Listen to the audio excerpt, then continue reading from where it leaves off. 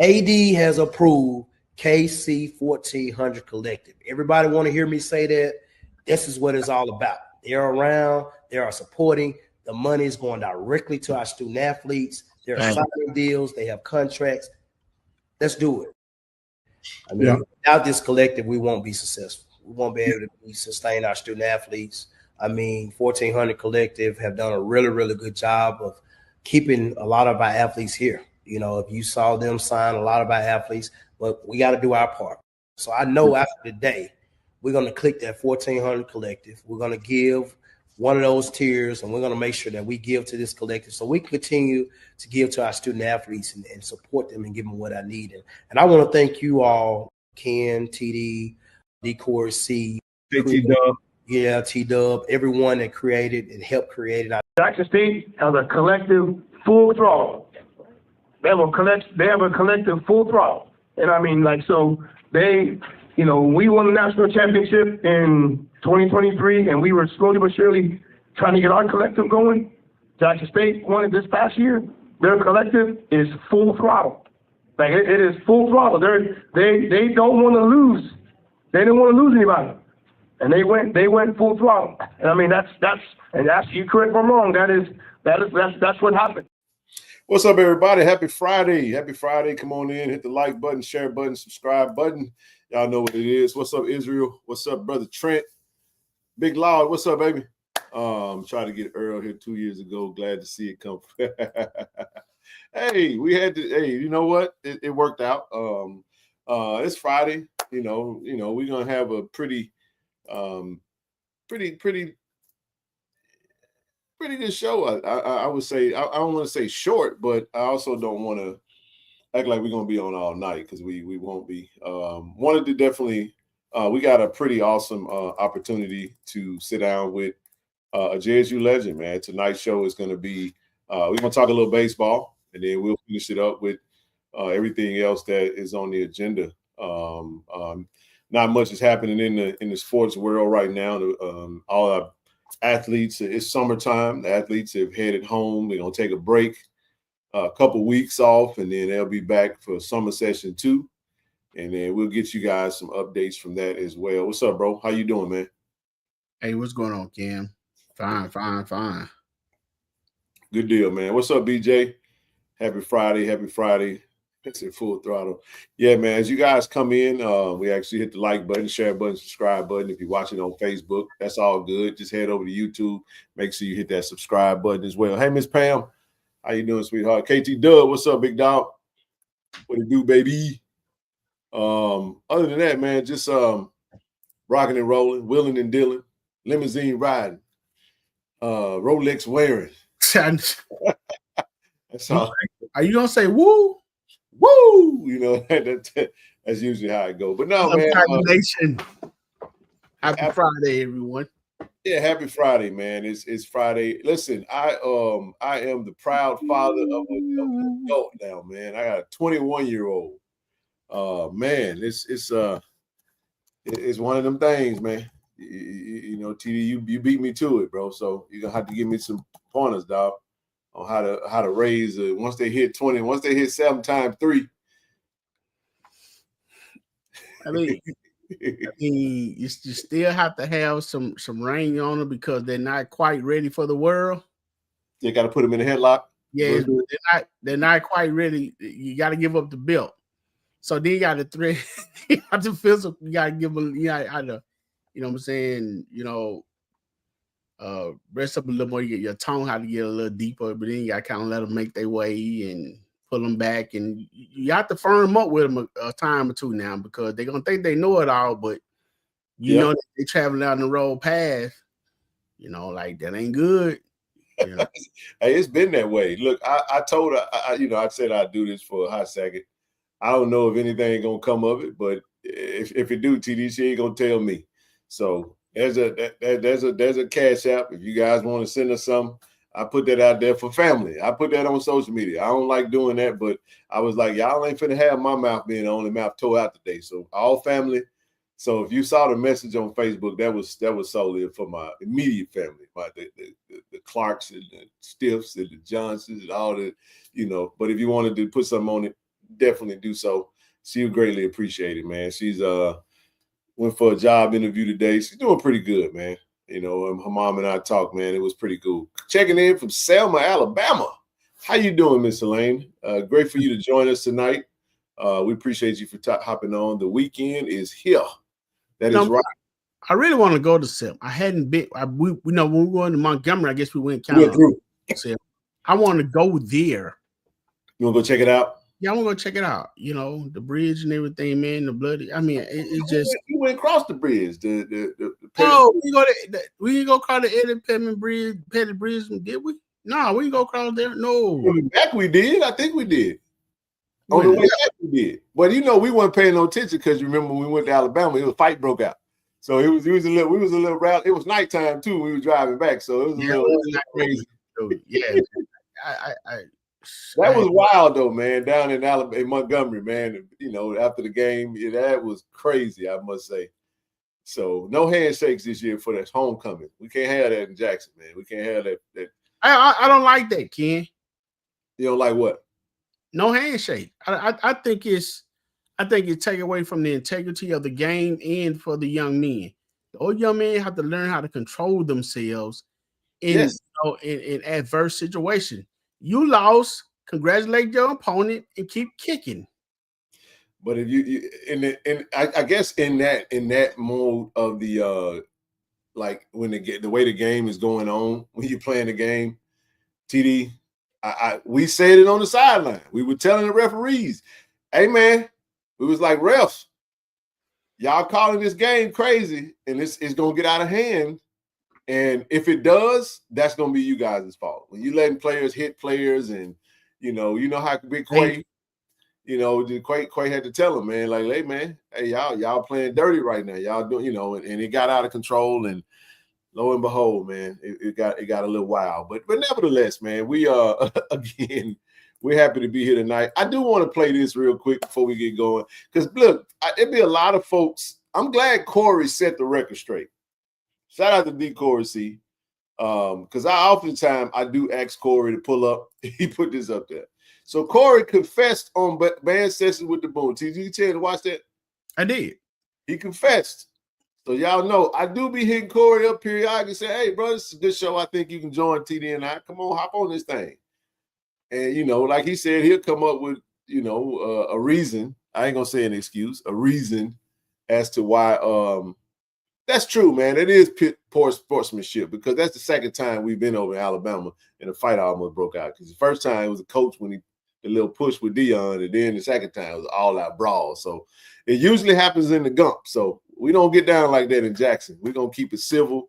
Y'all go back to your bus. You get on your bus and go home, man. We ain't trying to do all that. But no, man, Corey did confess, man, as to why he doesn't come on. I appreciated that. It was funny. I still booed him. I was like, bro, you can still come up every now and again, but he said he's a fan of the show, man. So I know I don't speak for TD. TD can speak for himself. We appreciate the love and support, man. And if anybody wants to watch the show, that's always a good thing. So I got the clip. If you haven't watched it, I'm gonna play this clip real quick, and then we're gonna get ready to bring up our special guest. We got the legendary Earl Sanders, Coach Sanders, Jackson State baseball royalty, going to be joining us tonight. But real quick, if you guys haven't checked this out, I'm gonna go ahead and play this clip of what Corey had to say on band session with the Boom. We'll be right back. Right.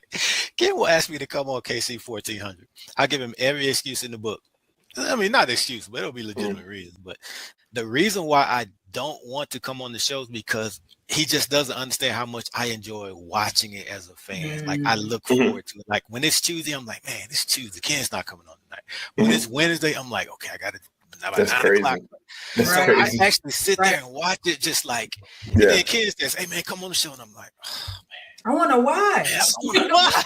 Right. I want to watch. So, Ken, that's the truth, man. They're not excuses. They're I love tell you I that. can't do it, but I like watching it, man. I love watching your show, bro, as a fan. I don't want to be the media because I'm posting stuff and I'm covering Jackson State all day and posting for 2 hours. Can I just sit back and just be a fan and just watch? So that's how it is with y'all, man. There it is. That's what he had to say, y'all. So in case you guys are wondering, you're like, where D Corsi? There you go. He liked to watch the show. But every now and again, we'll get him on, man. We got some pretty cool shows lined up coming up on the back end. Somebody said, nah, Javancy and JSU got. Yeah, there is a history of bad blood with that team, but it's okay. Shaking hands before and after the game is overrated. Take your butt whooping and go home. I got you. But anyway, look, we don't want to. We will come back to all of that. Like I said, it's Friday. We got a special guest. We do want to welcome to the show. We have just last week. Actually, this week. Actually, it was announced earlier this week that the College Baseball Hall of Fame inducted our legendary Jack State baseball legend, you say, in the 2025 College Baseball Hall of Fame inductee, Coach Earl Sanders, player Earl Sanders. We a little bit about Coach, and we'll bring him up here in just a second. But a little bit about him, if you guys aren't up to date on exactly what his career looked like. We talked about it earlier this week. I think it was on Monday, and we touched on it on Wednesday when Dr. Tim Rush and Mark Dawson was on the show.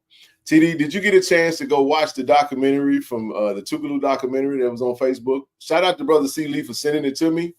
That was really awesome, by the way, I must say. And then if you watched it, Dr. Timothy Rush was actually on that documentary. I did not know that he works at Tougaloo, and as he went and told the administration, then he was like, you either hire Earl Sanders or you can accept my resignation. So I now understand. That was him that said that. Huh? That was him that said that. That was him. Yes. Yeah. I had a chance to watch it. I just watched it on the JSU page. Okay.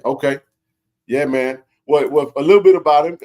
The College Baseball Foundation has announced 21 standouts who will be inducted as part of the 2025 class of the College Baseball Hall of Fame. The class is comprised of players, coaches, and other builders of the game, all who have positively impacted college baseball, including former Jack State player Earl Sanders.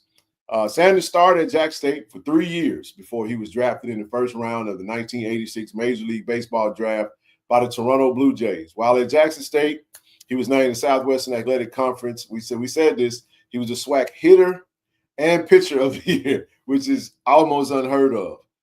I said, look, he was Shohei Ohtani before there was a Shohei Ohtani, right? Before he was drafted, he hit a 432, 17 home runs, 60 RBIs in 1986, leading the team to the NCAA regionals hosted by LSU in the SWAC championship. He becomes the second selection from Jackson State, joining his former head coach, Robert Bob Brady. I know the legendary Brady was inducted in 2016. But without further ado, we want to welcome Coach. There he is. You on mute. Go ahead and take it off mute, man. Hey, I hope I didn't butcher the intro. I hope we did you some justice. Let me see if I can take you out. You're on mute, Coach. You're on mute, Coach. Click your microphone. Oh, okay. I'm 60 years old, man. Y'all gotta help me out with this technology, man. Hey, I just gotta call it fair. I'm not in denial.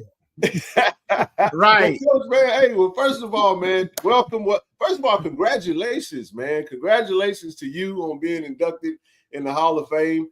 We're going to talk all about it, but again, welcome, and we appreciate you for taking the time out this evening on your Friday evening to stop by and hang out with TD and I for a little while to talk a little bit about you, man. Coach, that is either you frozen or that is your favorite smile. Let me see. Where you go? There you go. Oh, you froze up. There you go, Coach. Hey, man, look, I work at Tougaloo, man. Our internet's not that good, man. No comment. Shout out to all the Tougaloo Bulldogs out there. It's all love on this side. Go ahead. Man, those 2 or 3 bulldogs swarm on you. You go the wrong way now. Oh, I already know. I already know. Oh, I love my bulldogs. Yeah, you know the slogan. Right. I have Hey, well, Coach, we're honored to be able to sit here with you. We saw you at the celebration for A.D. Robinson at the M-Bar. Our big brother Kevin Dent, I know he definitely made the connection. There you go. He in the chat right there. He said, that's my guy. So shout out to KD for definitely. And we didn't want to take too much of the time. Something like getting inducted into the Hall of Fame is pretty extraordinary, and we see and I'll let you speak to it. All the greats that have come through the Jackson State Tiger baseball program of all throughout the years. You and your coach Bob Brady, Coach Robert Brady, are the only two faces of Jackson State baseball to be inducted and be receive such an honor. Give us your first thoughts on how it felt to be acknowledged by the College Baseball Hall of Fame and what it meant to you and your family. Man, I tell you what, Ken, and anybody that really knows me, I just played the game because it was fun. But yeah, when I got the call, again, I didn't think that was real. You're talking about the College Baseball Hall of Fame. That means everybody. Yes. And you just said it best. I mean, dude, Jackson State has had some dynamic ball players that came through.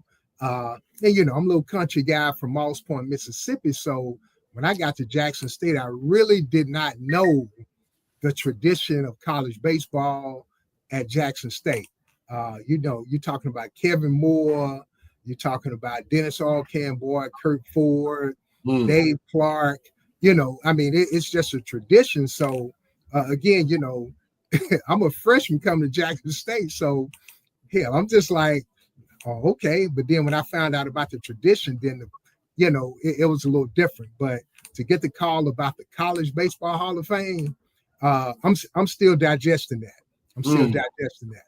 Okay. Go ahead, TD. Again, good evening, Coach Sanders. It's glad that you can join us.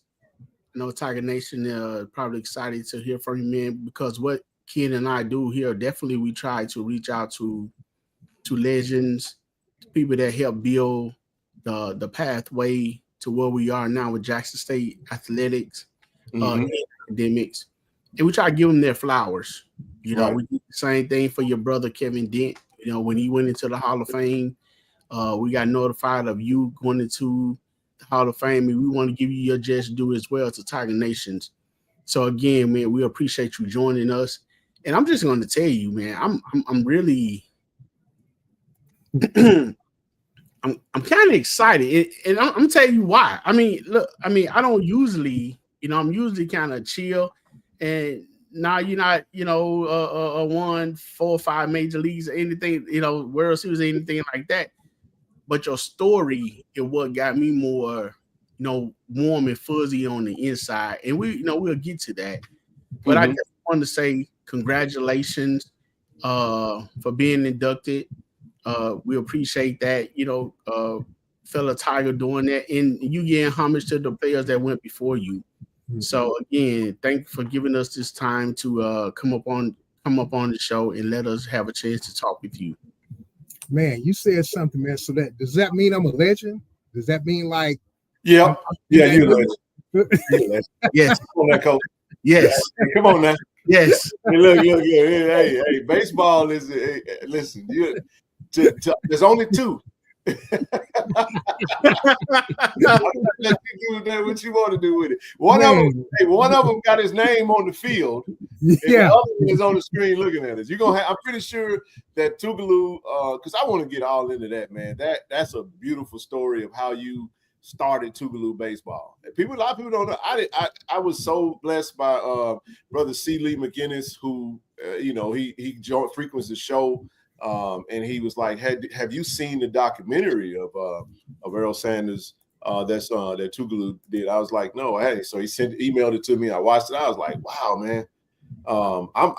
I'm learning so much because obviously you played before my time. I was 2 years old when you got to Jackson. Oh my God. Hey, I don't want to make you feel young, make you feel old, Coach. But, you look good, though. This all good. You look good. Yeah, you look great, man. I ain't too far behind you. Ken, when I get all great, I'm gonna rock it, man. I'm telling you, man. Look, Ken, don't do Gresham. Don't let it do what it do, man. Yes, sir. Coach, I'm looking forward to it. That's why I'm letting it go. I see you got about 2 or 3 over there. No, it's more like 10. More like 10. Absolutely, man. But no, Coach, I just want to. This is what we'll do. Let's just. I think the documentary answered a lot of questions, but I just want to give you opportunity to just go back to Moss Point, Mississippi. You started playing baseball, and I saw your mom was saying, man, he was good at it, and it was so cool. If you can expand on the story, you said you went out to play, and it was really an all-white team, and you got selected as the only player. I think it says that you go in the room and all the coaches was like, nah, we're not going to let him play. And then there was one coach that didn't say anything. And that one coach is your coach. If you can talk about and share that story of just how you got started with baseball. And yeah. Look, that one, Ken, I can tell you, like you said, you was 2 years old, but this was in 1974. Okay. So in Moss Point, you had a black league, you had a white league. Okay. So, and so of course, where we lived, me and all my friends used to walk down to this ballpark and we just play, just free play. And, so we saw this article in the newspaper says baseball tryouts or sign-ups, Moss Point American Dixie League. You know what Dixie means? Yeah. So we went down and we see people, all the white kids signing up and whatever. So we, I went up there, me and my little brother, and they was like, no, there's another league for you guys on the other side of town. So it was like, okay, again, I get home and I'm like, damn, Mom, I want to play baseball, but they said we can't play. And she was like, who said that? So she marched us back up there. All right. Okay, come on, Mom. And just a backstory. My mom was a part of the movement, NAACP. She was like that, she was like that patriot. She handled everything, but she just went up there and told him, she said, my sons want to play baseball. Okay. And, now I'm a kid, so I don't know what my mama said up there. But she came back down, she said, oh, yeah, y'all gonna play. So they have the tryouts. And again, you got all the coaches. So none of the coaches really cared. It was me and my baby brother. And so it was one coach that worked with my aunt at the hospital. Okay. Nobody wanted Earl Sanders, Riley Sanders. So he drafted me. And, but what happened, the league now, if there were brothers, they were supposed to put you on the same team. Okay. But what they did, Coach Clough grabbed me, and then the other coach grabbed my brother. But the other coach had that mentality like, we're going to sit him. But Coach Clough said, we're going to let Earl play. So so Clough played me, and Ken, I won every trophy. Look, that's why I said the pitcher, home runs, batting average. I did that from 9 years old to 17. But I was I was the only black guy in 1974. My baby brother, of course, had the script been changed. See, it might be my baby brother talking to y'all versus me. Because the coach that he played for, they never let him play. They never let him play. But Clough let me play, and the rest is history, man. So that's kind of how the story started. When they didn't let your brother play, did he like fall out of love for the game and he just said, forget this, I'm not going to do it? What happened with his career? Ken, the crazy part, we grown now. My brother talks me out. He said, dude, I didn't want to play. Hell, mama told me that you going to play because Junior playing. So, but he really wasn't. And I just found this out a couple of years ago. He said, bro, man, mama said she didn't want me up there by myself. So, but he played through his whole career. Of course, he never got the opportunities that I got. but Okay. he was very good. But you know, if you don't get the opportunity, you can't do nothing. You can't do anything. But that's been my biggest supporter. You know, he threw BP to me. He did all of that stuff to make me become the player that I am, you know, that I was. Wow. So, Coach, I think the documentaries give you one name, but you said Coach Clough. Yeah. How grateful to you are you to him for giving you that opportunity, coming from that time in history when everything was completely segregated and, you know, no one else really wanted to give you and your brother a chance. And he decided to give you a chance and respect you for the athlete that you were. How grateful are you for that opportunity? Man, look, I will never, that's why I called his name. I will never forget. Because again, even though I was 9 years old, I understood what was going on. And this man, you know, he stood on his own. He stood on his own. So, but the crazy part, guys, after that first year, all of a sudden I was accepted by everybody. You know, everybody. So, yeah. So I had the opportunity to see a lot of things and do a lot of things that a lot of my peers didn't get the opportunity to do. Spend the night over, white kids' house. They want to come to my house, the swimming parties, and I just got to call it fair. But Moss Point, Mississippi, the community has supported me, and to this day now, because everybody's not like that, but that was a lot of people that I've stood on their shoulders to get to where I am today. Awesome stuff. So you start playing, obviously you said from 9 to 17. So you go on to play for Moss Point High School. And let's talk about your high school days. I know you touched on it a little bit. Let's talk about how you were in high school and then the recruiting process. Because I watched the part where Coach Brady was like, he went and saw you play, and he was like, we offered right here on the spot. But you would think if you were playing as well as you were, that there would have been a whole lot much more interest and offers. But let's talk a little bit about your recruiting in high school. Oh man, high school again. Now we talking about the 70s and the 80s. And when I got to Moss Point, because back in the day, ninth graders couldn't play. So you had to, it was a 10th, 11th, and 12th. Okay. So I got there as a sophomore, won the job playing. Coach Doug Blakeney was the coach at that time. And it's just crazy because every time the newspaper wrote a story, my name was a headline. Wow. My name was a headline.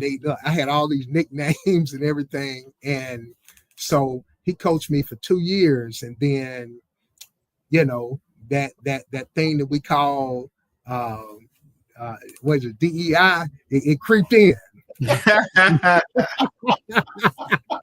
Okay. All right. It creeped in. So they brought another coach in, and they transferred some guys in from some private schools. Okay. And they fired Doug Blakeney, and I never get, this man came to my mom's house in tears, and he was like, "Look," he said, "I got fired. They were like, you letting Earl Sanders get all of this hype, and we got a whole team." Wow. And so, and I I'm 60, so I can tell the story now. Yeah, no doubt. We tell it. So they brought another guy in, and you brought some kids from private schools to try to take that away from me. But again, I'm just playing the game because I love it. Playing the game because I love it. So that was a rift. It was one particular game. There was some scouts at the game, and they decided to sit me. Wow. And so me being, So, and I'm recognizing all the stuff going on. So I walk home. Back in the day, we could walk home. I get home, my mom and dad getting ready to come to the baseball game. They're like, dude, what are you doing? And I'm like, dude, I quit. I said, Ma, I quit. And my dad was like, what you mean? I said, hell, I'm not playing. And they was like, I don't care. You going back. You're going to go back. And if the coach said you ain't playing, you just going to have to deal with that situation. Unbeknown to me, and that was somebody there to see me. But they sat me down. But I weathered the storm and ended up playing my senior year, doing pretty well. And the scholarship offers, I had a few, but again, just like I was telling them on Sports Talk, everybody wanted to go to a SEC school, a Division I, whatever. And I had a couple of offers, but my mom made the decision. She said, no, you're going to Jackson State because I need you there with somebody that looks like you. Okay. I had two older brothers that had graduated from Jackson State and they were living in Jackson. So Earl Sanders made that decision for me. And that was the best decision of my life. Wow. Wow. So with your little league coach opening up the doors for you, you start to get accolades and stuff. You move up, you get to high school, and you start playing your senior year. One of the things that I took from the documentary that kind of got my attention is, I think, correct me if I'm wrong, that Coach Bradley really had his eyes on someone else. Oh yeah. If I'm not mistaken, I think the young man's name was Oliver. Marshall Oliver. Oliver. And you set him down 3 or 4 different times with, Oh, I tore him up. I want to elaborate on that, but I want to know, did you know Coach Bradley was there at the game? Absolutely not. Okay. So doing your job. Right. Okay. Okay. And so the reason that part is so important to me for the younger, for the young men that's out there watching, no matter what, young men, young ladies that are out there watching, no matter what sport you are, if you got the talent, you will be, you will be fine. They will find you. And even just say, like, even with at Jackson State, with playing on television, no matter if you're on the other school or not, you continue to play your best and you be the standout and let people find you. Now, just because they come here to see Oliver, I'm going to make you see me. So how did that make you? I mean, so when did you find out Coach Bradley was there, and how did you feel about striking out Marshall? And again, guys, I just played the game. It was fun. Yeah. And you got lost in the game. Gotcha. Yeah. So, man, I'm a competitor. Yep. So again, Marshall, and again, now these are stories that I learned after I got to Jackson State. Wow. Because remind you now, I had 2 older brothers that went to Jackson State, and my oldest brother loved to tell the story. He said, man, I used to go tell Coach Bradley. He said, man, my brother could play, da-da-da. And Coach Bradley looked at my brother and said, everybody say their brother could play. Right. I can hear it in his voice. I can hear it. Look, we laugh about that, man. But yeah, it was crazy because, like I said, after the game, Coach Bradley comes to Moss Point. He comes to Moss Point and he sells my mom like, dude, if y'all ever talk to Coach Bradley now, Coach Bradley could sell you some swampland. You think it's the beach. So Coach Bradley, my mom was sold on and whatever. So I get to Jackson State in the fall of '83. My roommate, Marshall Oliver from Ocean Springs. Are you for real? Yeah. You gotta be kidding. Hey, Marshall Oliver. And, oh my God. And Marshall was a hell of a player. Man, hell of a player. He just happened to face me that day. But see, look, I can talk trash now. I'm 60, but we were roommates, and Marshall, that's when he told me the story. He said, Earl, he said, dude, you almost kept me from coming to Jackson State. I'm like, what are you talking about? He said, dude, Coach Brady was at the game to see me. And after the game, I'm looking for Coach Brady. He was gone. Wow. That is wild. But yeah, we were roommates, man. We were roommates. So what was Coach Brady talking to your mom? Was she the reason that it was an indefinite that you was going to Jackson State, or your mom had made up her mind prior? No, she didn't make it up prior, because you got to think about it. Nobody in my family played college, nothing. So all of this was brand new for all of us. Again, my two brothers at Jackson State, just as students, Greek life, some old Qs. Yeah. But no, nobody, the experience that I went through, that was brand new. That was brand new. But again, she recognized that, this was a coach. He looked like me. He sounded like me. And she was like, I need somebody that's going to look out for my baby. And that was the selling point. Love it.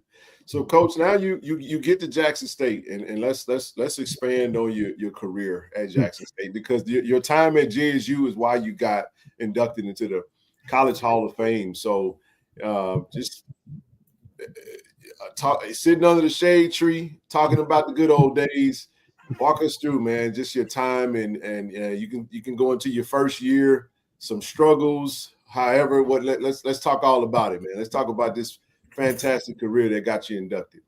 So, first of all, when I played at Moss Point, there was only 3 black guys on the team. Okay. So I've always played with, the white guys, whatever. So I get to Jackson State my freshman year, and I see all these talented brothers that look like me. And I'm like, oh, wow. So, again, I had no expectations, none whatsoever. Because first of all, I didn't think I was going to get a scholarship. Got that. And so when fall practice started, Coach Brady was just going, because all he saw me do was pitch. So I go to Jackson State, and I'm just going to pitch. And man, look, the way they were running and all this, I can't cuss, but all of that stuff. And I'm like, hell, I don't want to do this. I can't. This is running baseball. Man, you're talking about going from high school where you just kind of whatever, but just the running, the conditioning, just the structure of it, man, I ain't like it. And I wanted to swing the bat. And so after that first week, I was throwing up, crying, and the upperclassmen, they were talking about me real bad. Wow. Look at that big crab. Look, big old soft crab. Yeah. Right. Yeah. Look, you know how it goes. So we had a pitching coach that was a former big leaguer, Scipio Spinks. So, and of course, I threw 90 plus. I threw 90 plus. So of course, that's what they looked at. But he knew I didn't have the heart for it. And he used to tell me all the time, he said, man, you got $1 million arm and a nickel head. Wow. He said, $1 million arm, nickel head. I'll never forget what he put in my brain, but I didn't care. I'm like, hell, I don't want to do all of that. So I went to coach. I said, I'm done. So Coach Brad was like, he said, look, if you can prove to me you can hit college pitching, I'm going to let you do it. I said, but I don't want to pitch. He said, no, you're going to pitch. But if you prove you can hit college pitching, then I'm going to let you do both. And so my freshman year, I don't know if I was freshman of the year, DH or something like that, but I hit like 362. I was second on the team in batting. Wow. I think I might have been 4-4 or 4-5 pitching wise, but it was a grind. It was totally different. But now I'm gonna tell y'all something. I like trophies. Okay. You like So, shiny things. yeah, as a kid, man, I used to win them all. So again, now I'm from Moss Point. So we have the athletic banquet at the end of the year. Yep. And my mom was there. We were sitting there, and they said they started announcing awards. They said the pitcher of the year for Jackson State. I don't know if Marvin got it. The hitter of the year was Julius McDougal, all of that. So I'm looking like, dang, we get trophies in college? Right. So when the banquet was over, of course, I had no hardware. I just look, I got a J, but I had no hardware. I met me and my mom. I said, Mom, I'm gonna win all them trophies next year. So that was my driving force. I went home for the summer. I played in one of the top summer leagues, Cape Cod League. That's where all of the kids, when you go there, you're gonna get drafted. So came back and I had a great sophomore year. I was 8-1. I did swag, and I've been beating Alcorn to death. And the media comes to Jackson State, and man, when I say Alcorn wore me out, that one blemish on my record, my sophomore year, Alcorn. They wore me. I don't even think I finished the game, but I ended up getting pitcher of the year, hitter of the year, all of that stuff, MVP. So I got MVP, hitter of the year, whatever, my sophomore and junior year. So those trophies is what drove me to work like I did at Jackson State. So, so man, I tell you, it was special. It was special. And you got to have a target and something to motivate you. So why not? Yeah. Hey, so Coach, I kind of want to go back briefly to what you were saying when you first got to Jackson State. You saw the running and everything going on, and you said that one for you. I always wondered, why do baseball players have to run? I mean, they run more than anybody, any other team I know. And after you do it, you either standing in center field or you sitting in the dugout. What are you doing so much running for, man? So TD, now position players, now they on cruise control. Okay. Position players on cruise control. They run sprints and all that stuff. But pitchers, dude, your legs are the most important part of your body when it comes to pitching. You know, and you look in the crazy thing I hate about Major League Baseball and big time college now, you know, all they require those guys to do is go 5 innings or 6. When we played, we worked out to go 9. Yeah, that was our goal. Shit, I'm gonna pitch 9. I'm gonna pitch 7, whatever it is. But that's why we ran so much because of the stamina. You know, so that's why we do all that running. So you know what, Jeremiah got a question. He actually asked what I was thinking. I know you said you went from 4-4, 4-5 to 8-1. So this is a good question. He said, "What was your pitching arsenal in those days? Fastball, curveball, what else? What give us your pitching." So now my freshman year, straight fastball. You know, just you think you can throw hard. You left high school, you're blowing it by them, but my freshman and sophomore year, Grambling dominated the conference. Okay. Grambling had probably 4 or 5 big leaguers on that team. And, of course, I pitched and I hit. And Lenny Webster was a catcher for Grambling. I'll never forget it. And, Ken, back in the day, they called us Crab. So I'm in the batter's box. He said, "Big Crab." He said, "Hell, that fastball ain't doing nothing. You better figure something else out." Because they were turning that thing around. So my freshman year, I really didn't have an off-speed pitch. So what I was telling you before, the Cape Cod League. So I went to the Cape Cod League, and you got all these Division I ball players there, and so the fastball, everybody threw 90. So I developed a curveball, I developed a changeup. And so that summer, that's all I worked on. So when I got back to Jackson State, my sophomore year, and even my catcher, Ronnie Flowers and Big Frank, they wanted this. That's all they wanted. They said, "Big Earl throw 90, so we want this." But I learned 2 pitches in the summer. So I started dropping that yellow yacker off of them, that curveball. making them dip in the box and that change up. So like I say, man, going through the SWAC was like butter. You know, it was like butter. So I threw fastball, curveball, you know, change up, splitter. So that was my arsenal. Wow.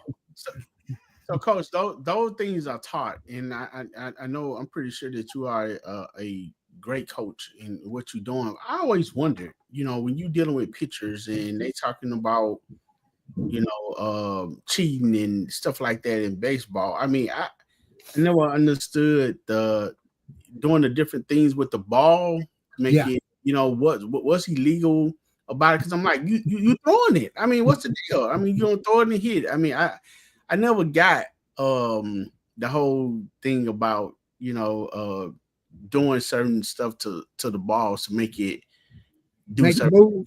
Yeah, to make it move, to make it. I mean, can you care to expound on that just a little? I mean, you ain't gotta just give out no secrets. The secret's out. I mean, so I mean, if you guys watch baseball now, you see the umpires. The guys have to do this, take the hat off. You know, that was all kind of little tricks of the trade. And what they do now, they, you know, the terminology is different, but you know, you can manipulate the baseball in so many ways. Really? Yeah. You know, if you notice back in the day, we could lick our finger, yes, and put it on the baseball. But now if you lick your finger, you got to wipe it off. So if you get enough spit on it and put it on that baseball, the ball's a little heavier on one side. So when you throw the baseball, you know, it dips left or right. Wow. You know, if you cut the baseball, you know, the cut depends on what side you throw it from. The ball moves left or right. So that was a lot of things that we did back in the day that did it, man. Because just that straight fastball and whatever, and I call it gamesmanship. You know, they call it gamesmanship. Yeah, I call it gamesmanship. Wow, man, that's some good stuff right there, man. I guess, Coach, I'm still intrigued by pitching. I never could pitch. I could throw hard. Yeah, but I was wild as a goose, man. You know what I mean? And so that was never my thing. I was more of a catcher when I did play in outfield, some third base. But I guess my question would be, I want to talk a little bit about how you were able to take what you had. And I know this may be jumping the gun. We can come back to it. I'm so intrigued by how you was able to just start from scratch with a program and really have to impart the game to some of the players. And we'll get into Tougaloo, though he was throwing gas. Everybody's talking about all these different pitches. I watch it. I was actually watching baseball before we played. I was watching the Dodgers in the Kansas City. Oh yeah, you see Ohtani hitting that thing a mile. Yeah, I was just watching it. So I guess I want to just talk about the teaching of that. You just said that. How hard was it for you to learn those pitches? Because that doesn't seem like Jeremiah had a comment that's actually kind of long. He said that learning a split finger and a curve at the same time is hard as HE double hockey sticks. So, like that is difficult. Like to do that. If all you had, so you were just a hard thrower. And I was a power pitcher, and then I learned how to change speeds, because you have to be able to change speeds. You know, the higher you get up and the better hitter. So yeah.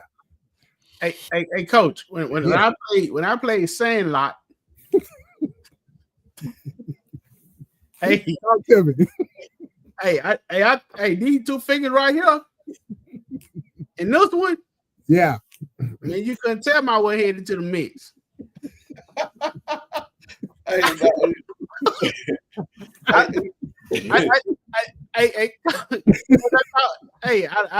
ain't know what I was doing, but I really thought I knew what I was doing. But you know, so it's good learning the art of the game and pitching and stuff like that. You know, because like I said, I think I had a pretty decent curveball. Yeah. So you probably threw it up high and then it fell. Yes. Well, I usually hear ridiculous story. I usually hear a ridiculous story about how somebody can throw a ball, then it get there, then it sit there for a second, then it drop, and I'm like, man, that's not true. That's Satchel Paige, man. Yeah, it's like it'll disappear in the dirt. TD. No, kid. I'm not.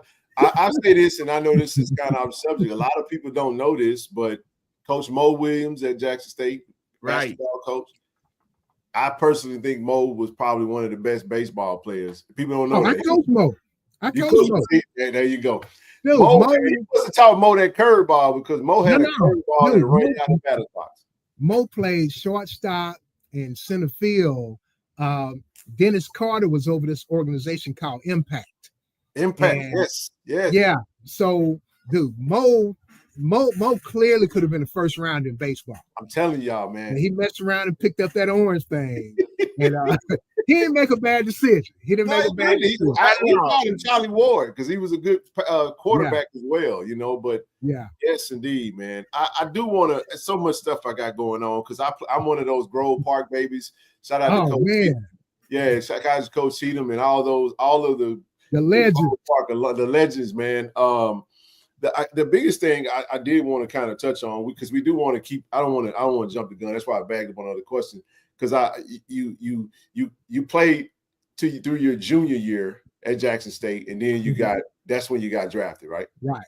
Okay, let's talk about that time and what made you decide that, you know what, I'm not going to play my last year. I'm gonna go ahead and head on to the majors. So, you know, look, this is Earl Sanders. I'm gonna be very transparent. That's what we want. That's how we get down.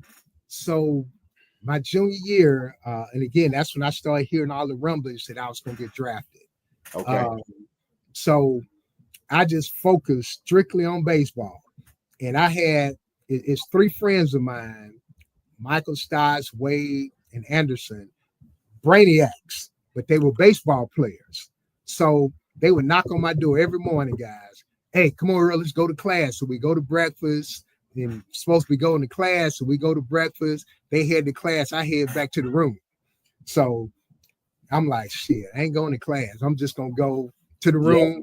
Yeah. I had a string hanging from my ceiling, and I taped, rolled up some tape, and it was like a baseball. So I sat in my room all day and just swinging on that tape, just swinging on like it was a baseball. And then practice was at 2:30. So I go to practice and whatever. So I didn't go to class. So, but again, that 86 season was epic. I mean, I did everything that a college player could think of, but I get drafted in the first round. Again, now I'm not knowing anything. Yeah. Nobody in my family been drafted. We don't know nothing about. So I get drafted. And of course, the first rounders back in the 80s, you know, that was $100,000 signing bonus. So that's what I'm looking for. Whoa. So I get drafted, the Blue Jays call. So here, they was like, oh yeah, we're gonna give you $25,000. And I'm like, damn, that don't sound like, you know, because we did the research. I'm like, 100,000 in 86, bro, that was $1 million. Yeah. But so I'm like, no, I can't sign for that, you know, whatever. And what were you being advised? Well, see, that's the part. I didn't have an agent, nothing, you know, zero. Okay. So my mom had did some research. My mom had checked on all of the first rounders for the Blue Jays for the last 5 or 6 years. All those guys got 100,000. So yeah. So here I come. They want to offer me 25. So, and I'm like, they're going back and forth. And my mom, they stretched my mom out. So Coach Brad and Coach McQuitter comes around, and they're trying to assist and just kind of helping. So mom going back and forth with the Blue Jays, and some kind of way, just through her persistence, we get the number. But this was like 6 weeks. This was 6 weeks after. And mind you now, too, my girlfriend's pregnant. Wow. So I'm trying to stick around to see the birth of my oldest daughter, and all this old crazy stuff going on. So they gave me the number, and my daughter was supposed to be born in July. So July 2nd, Renee Sanders is born. July 4th, I signed. I signed. And But again, now I just sat out 6 weeks. But I still didn't want to go, y'all.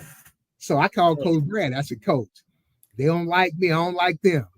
I said, I'm coming back to school.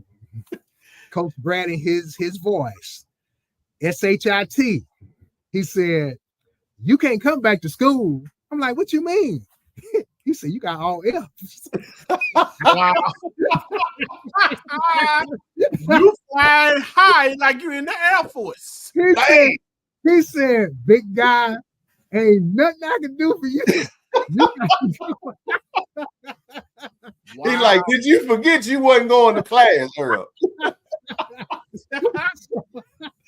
Oh, you got guys, the student part of the athlete, huh? Dude, man, look. So I had to sign. So that was my journey. But they stressed my mom out, man. I wanted to get it over because again, we didn't have nobody could help us. Nobody could help us, man. So that was my journey from that point. Wow. Okay. Go ahead, TJ. All right, Coach. So you finally get your number. You get that. Did you have to make sure that everything cleared before you went, or No. it was broken up into? Yeah, they break it up into two payments. Okay. 2 payments.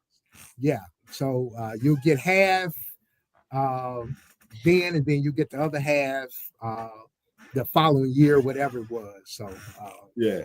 So, that's how. How excited are you at this time? Are you excited because you got drafted? How big was that then? I mean, was it real recognizable? Was it kind of like it is today? And it wasn't. I mean, or was it like? Did you really know what you was getting into? With you had no clue. No clue. Man, I got a phone call on draft day from the newspaper. Wow. So of course, we didn't have call waiting or nothing. Now you got these landlines. Yeah. Hey, Earl Sanders, how you doing? This is the Clarence Ledger. Look, congratulations, you've been drafted in the first round by the Toronto Blue Jays. So I'm like, and of course, again, now this is brand new. I haven't heard from anybody. So I said, okay, thank you, whatever. I said, but I ain't heard from nobody. They said, yeah, you've been drafted. I said, well, okay, well, thank you. So I get off the phone and, my mom was shoot. I said, they talking about I just got drafted in the first round. Again, now, I still don't know what that means. And so about 15 minutes later, the Blue Jays called. And they was like, congratulations, Earl, this is Gord Ash. I'm the director of whatever. And, we've chosen you in the first round, such and such. Congratulations.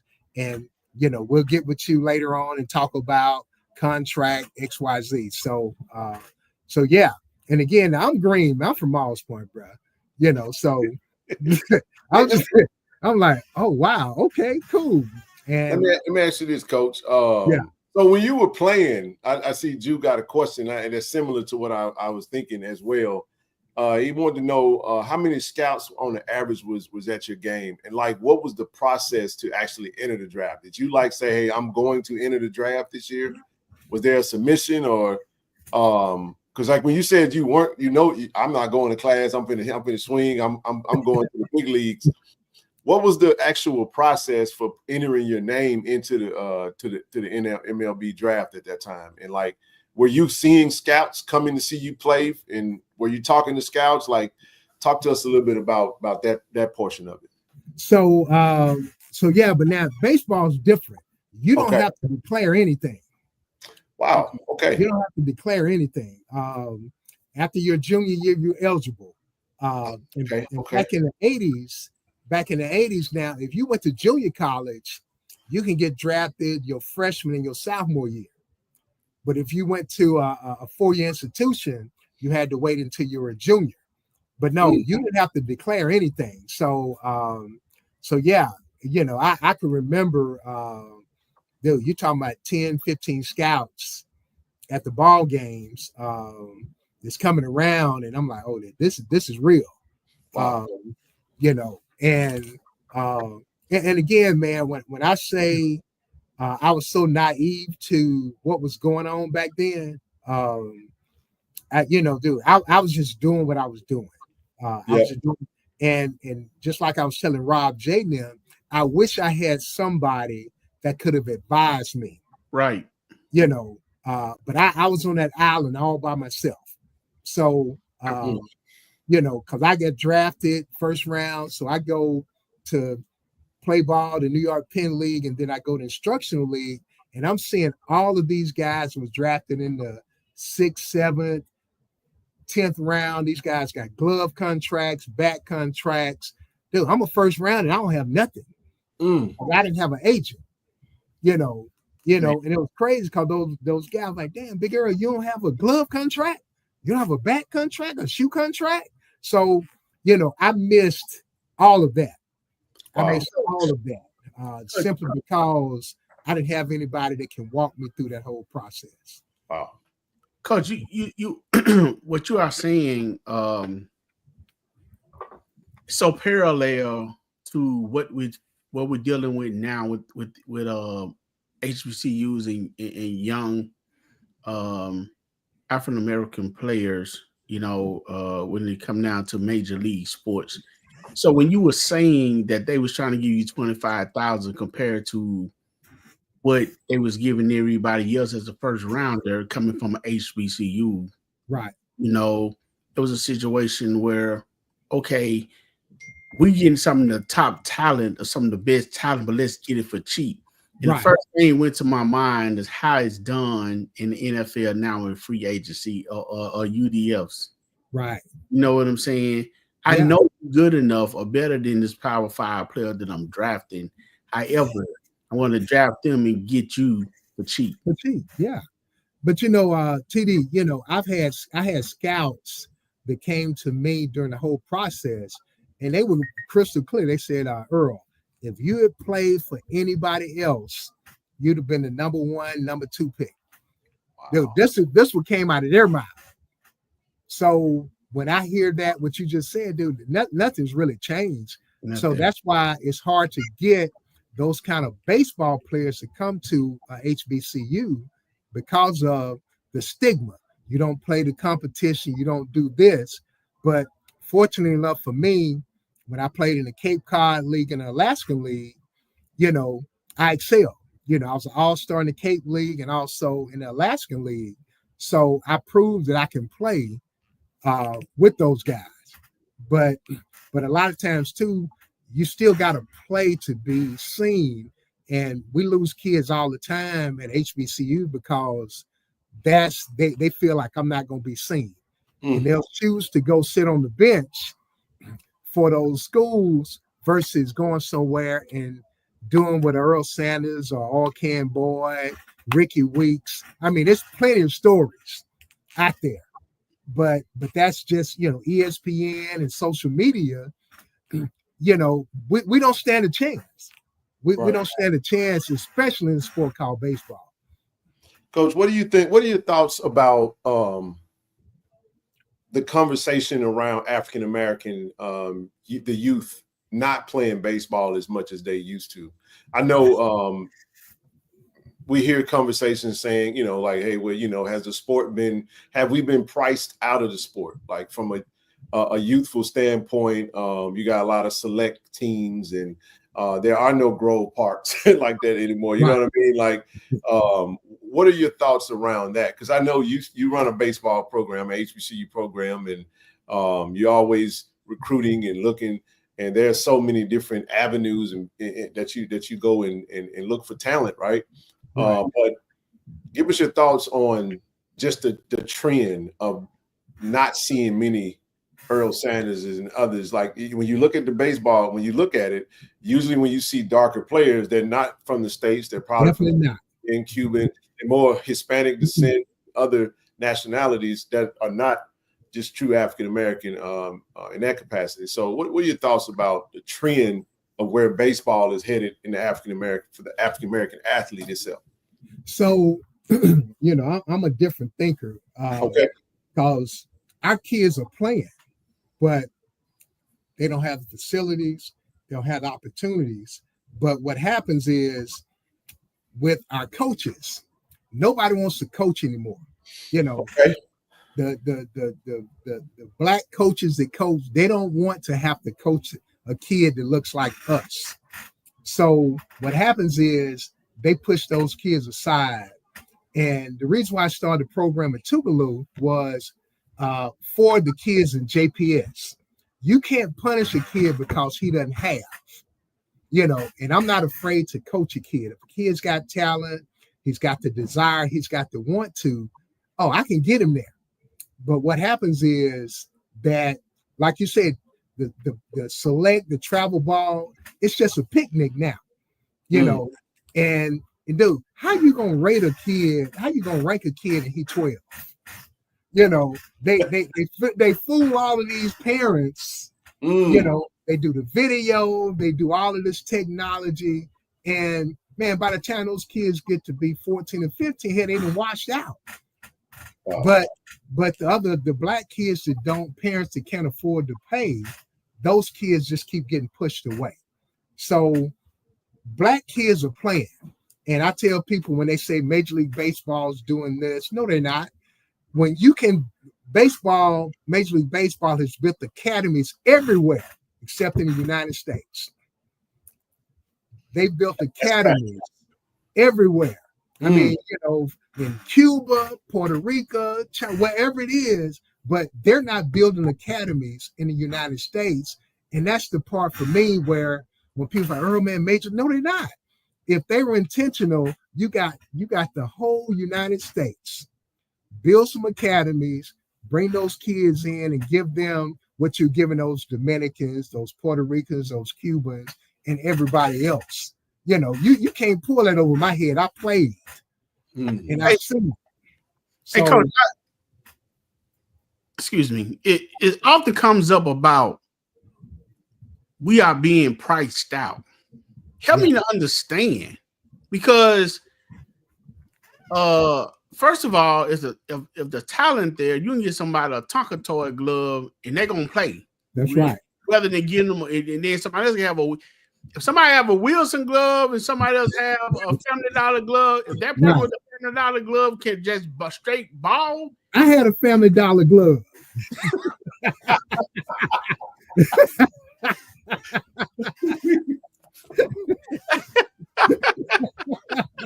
but what? So give me, just give me an average price on playing baseball right now, because I'm only thinking. You know, when my daughter plays softball, I'm only thinking maybe, high school, something, maybe few hundred, a bat, some shoes, buy a piece here or there, but give me just an average as a whole, what it costs to play a season of baseball for, let's say, a 12 to 18-year-old. Man, look, it's going to cost you a couple of $1,000, bro. Where? Look, all of these travel ball teams. Cause see, first. No, I'm talking about the equipment. Oh, okay. Oh, now baseball equipment expensive. The bats now. But now I tell parents all the time, why are you gonna get a $400 bat for a 9 or 10-year-old? Right. You don't need to spend that kind of money until they get to high school. But ain't no way. My grandson, look, I'm gonna get a bat from Walmart. Right. And dude, if you can hit, you can hit. You can hit with a broomstick if you can hit. But that's what I'm saying, kid. But everybody's social media, these perfect games, these select coaches, dude. When I say it's a racket, yes, it is. It's a racket. I've had to clean up so many kids that have played select ball all their life. When they come to Tougaloo to try out, come on now. And I'm like, and you played travel ball all your life? And then parents want a scholarship. I'm like, hell, you done paid for school since you were 9. I just keep it real. Said $400 bat and a $2 swing. Yeah, exactly. Oh, it's real. It's real, man. Hey, but you know what else I know about sports? If you good enough, they'll find you. Yeah, they'll find you. But not only that, if you good enough and you got that cheap bat, your coach will say, "Hey, TD, let Ken borrow your bat." Oh yeah, oh yeah. Hey, and look, am I wrong, Ken? That's right. Then they will pay for your baby. So, right. So I'm just calling it what it is. No, that's real talk, man. No, that's I appreciate that, man. So let's look at it. He said, as David Ortiz said, MLB has invested in the DR players because they are more politically docile than African Americans. You see what I'm saying? You see what I'm saying? Look, I played for the Toronto Blue Jays, and that's why people get mad at me when I say I don't fool with Dominican guys because they think they're better than us. You know, right. even though, and I got a good friend of mine, we have an argument all the time, you know, because I'm gonna be honest, my team looks like me, talk like me. And my friend was like, Earl, Dominicans, Puerto Rico. He said, dude, their boats just stopped over there when they speak Spanish. I don't care, because they think they're better than us. So I'm not finna give them nothing. I want a kid from the hood that that talk like, you know, I'm just different, man. I just can't I can't go that way because again, y'all know I struggle, bro. Yeah, y'all know I struggle, man. So what about go ahead, Key? Well, no, I just gonna say like I appreciate that. I may be jumping the gun on this, but this is what I get from the Earl Sanders story because I feel like, Coach, what you're saying. Man, what they say, you can't have a testimony without a test, right? How much do you reflect on your story, realizing that you had to go through what you went through? You had to go all the difficult routes because now you have a much deeper, bigger calling than it was to just play MLB. You were going to be like, because we're going to transition to you this program built from scratch. That is amazing to me, right? You know, and I was like, Coach, you still coach? He was like, yes, I'm still coaching. You know what I mean? So, yeah. So I just not having an agent. I think you check the box on just about everything, and I say this respectfully, like almost like what not to do in some of these. Oh yeah. Because even what a lot of people don't know is, and I love the story of how you didn't finish, but that everyone knows that you did go back and finish and get your degree at Jackson State. And I want to talk all about that, man, and how now not only that, but you have the highest graduation rate over at Tougaloo. All your kids that come play for you, they graduate. And that tells me that, you know what, because you didn't go to class, because you didn't do some of these things, you're going to go to class. Oh, exactly. So I want you to expound on that a little bit and talk a little bit about your overall summation of your life and how your life's adversities and shortcomings have shaped your mission, right? And your calling, which is really, it's way deeper than just coaching. It's building men, young African-American women and men. And you go get them from the places where, man, we just get overlooked. I'm from the hood too, man. Brown bottom, you know what I'm saying? Okay. So, just with us. Shout out to Coach Cheatham. Shout out to Coach Carter. Yeah. You know what I'm saying? Playing football over there at Lake Hyco Park. I mean, trust me, the man saved our life, you know, because we got to go get away from the hood for a little while. And I went in the hood my whole life, but a nice appreciable amount of it. But go ahead, speak to that, Coach. Man, and Ken, you're exactly right. Man, just my plight. And I tell people, the people that are close to me know I shouldn't be sitting here having a conversation with you guys right now. You know, I've done some things I'm ashamed of, all of this stuff, and God just kept blessing me. And he just keeps me around. But I always use my story, the transparency, because sometimes we as adults, we lose kids because we don't want to be real with them. You know, nobody wants to talk about, you know, I got to call it fair. I was a hell of a shoplifter. You know, look, I hope my mom ain't watching this. But... I've done it too, Coach. I have. I know I ain't gonna sit here and lie like I haven't. I said it on here one time. So I left Grove Park with my baseball glove to Chuck Stop on Northside Drive, try to steal a jawbreaker.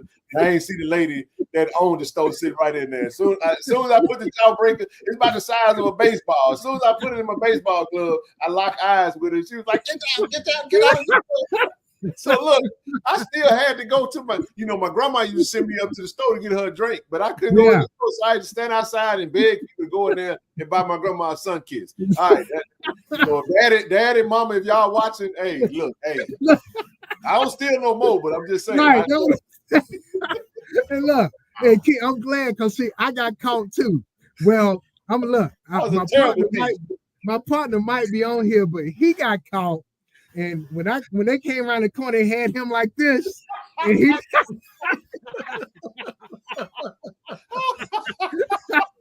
Oh yeah.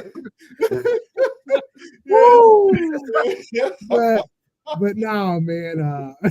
That's funny. It's just one of those, man. But no, just my shortcomings, my struggles, just knowing how Black kids. And this all goes back to pro ball, man. Those kids, they would draft those kids, especially out of high school, and they come to spring training, they work the hell out of them, and they didn't make the squad, and they release them. So back then, once you signed, your amateur status was done.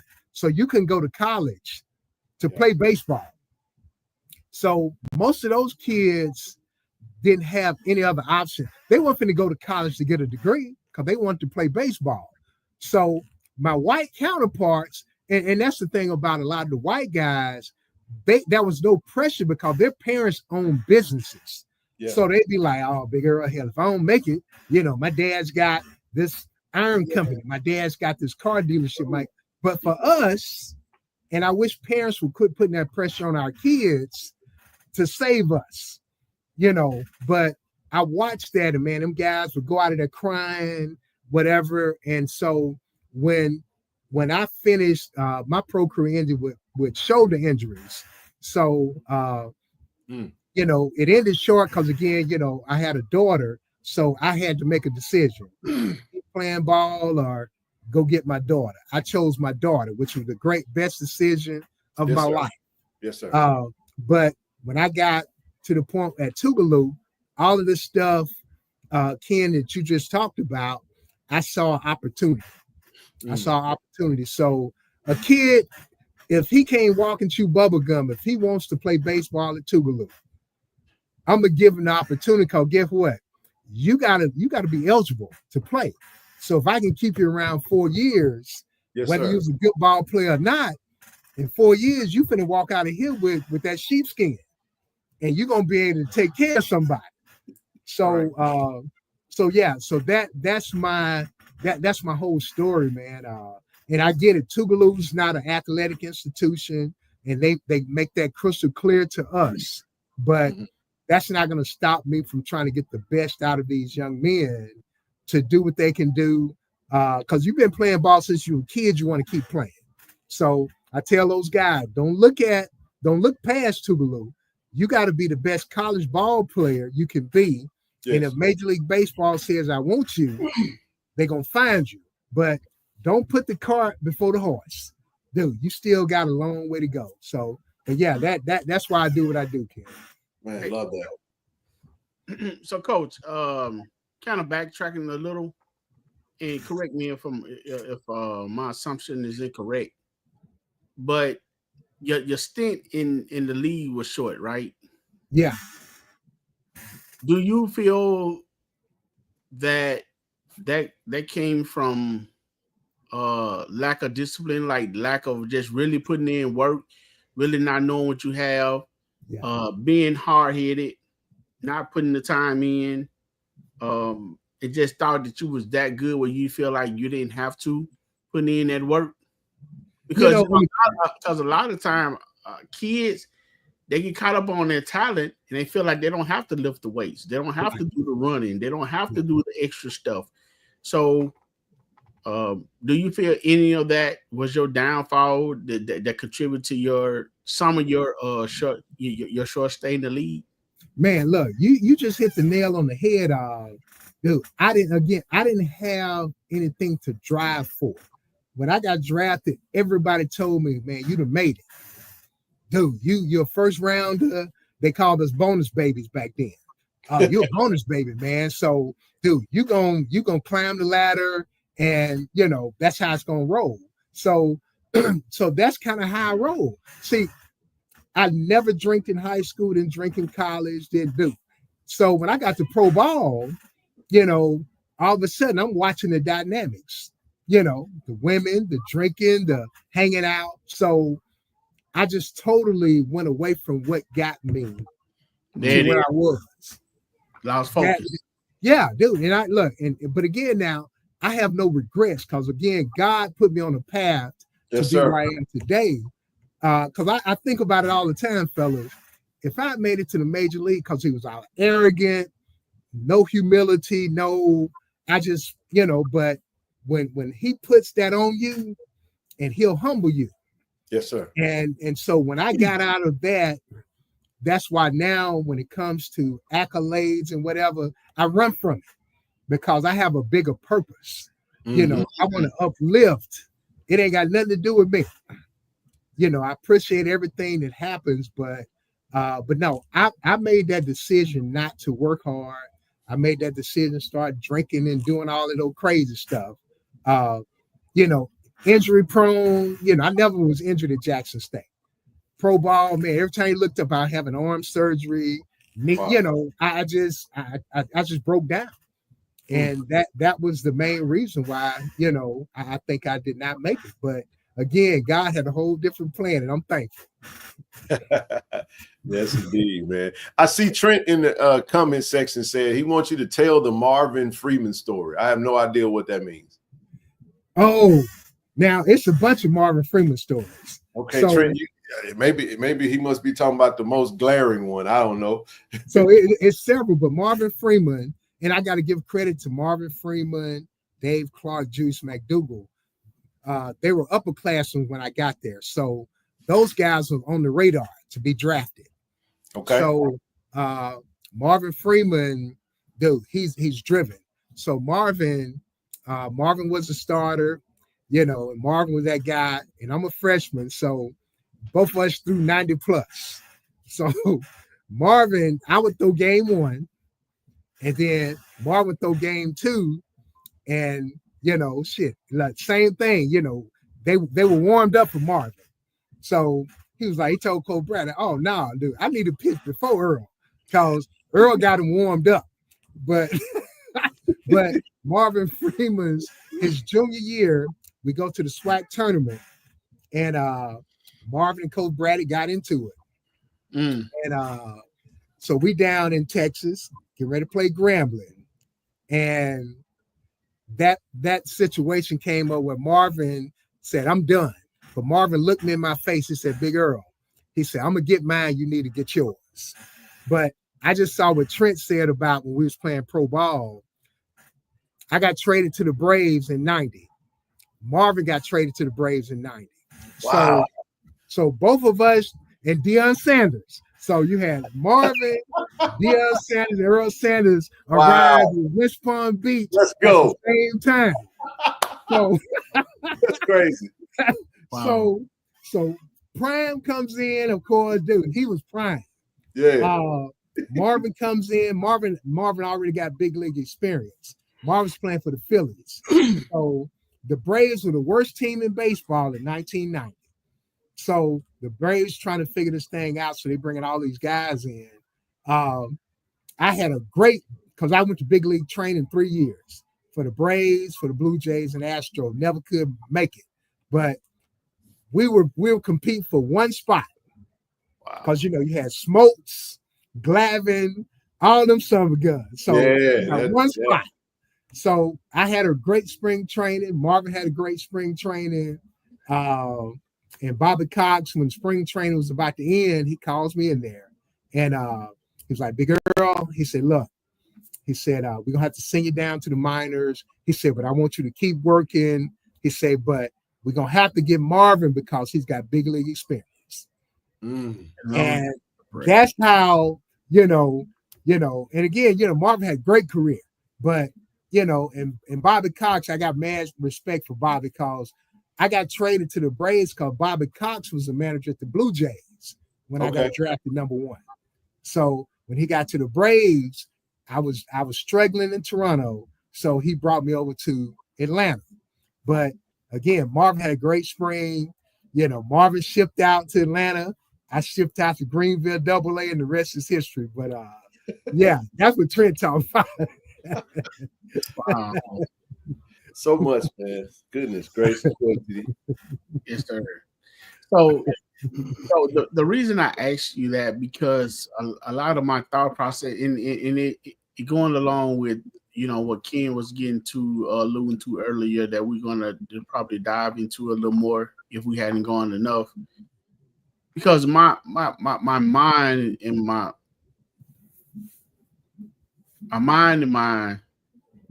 spirit and everything goes out to these young men out here who think they know, who have the wrong people in their ear.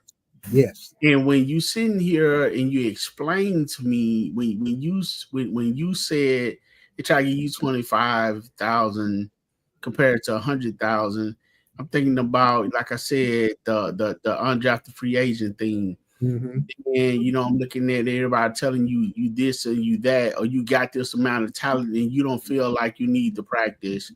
What always amazes me and what gives me more respect when I see a person that I know has that God-given talent, work hard. That's my motivation. Right. Because I'm like, if this dude is about to, we got to run 4 laps, he's going to run 5. Right. And he's the star of the team, but then you run across these young men who consider themselves the star of the team. They don't want to run 1. Facts.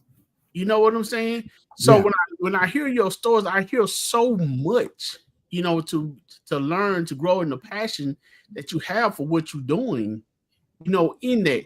So your mistakes, your downfall, you using that to build these other young men up. Right. But TD, it's amazing though. And I got to be transparent. These kids aren't that good, but they think they are. That's facts, Coach. So when I'm talking to them and they just kind of look at you like, man, please, whatever. And because I don't use, when we recruit players, half of them don't even know. I don't even say anything about my career. I want them to come to Tougaloo because they want to come to Tougaloo. Just because I was this player that everybody says was good, that doesn't mean I can coach. But all I'm saying is but now it ain't the kids' fault now. Let me be crystal clear. It's the parents. Amen. It's the parents, because that you giving your kid this false sense of I'm that dude and you're not. And so I try not to be so callous when I talk to parents, but I'm like, okay, you coming to me at Tougaloo talking about how good your baby is. Okay, who else? Who else has offered your child anything? But then you trying to strong on me like your baby to, again, right. Ken, it goes back. I play real dumb now. Like I play dumb like I'm this old gray-haired dude. I'm connected in baseball. But parents try to treat me like I'm just this boo-boo. Yeah. Are you boo-boo the fool? Yeah, I get it.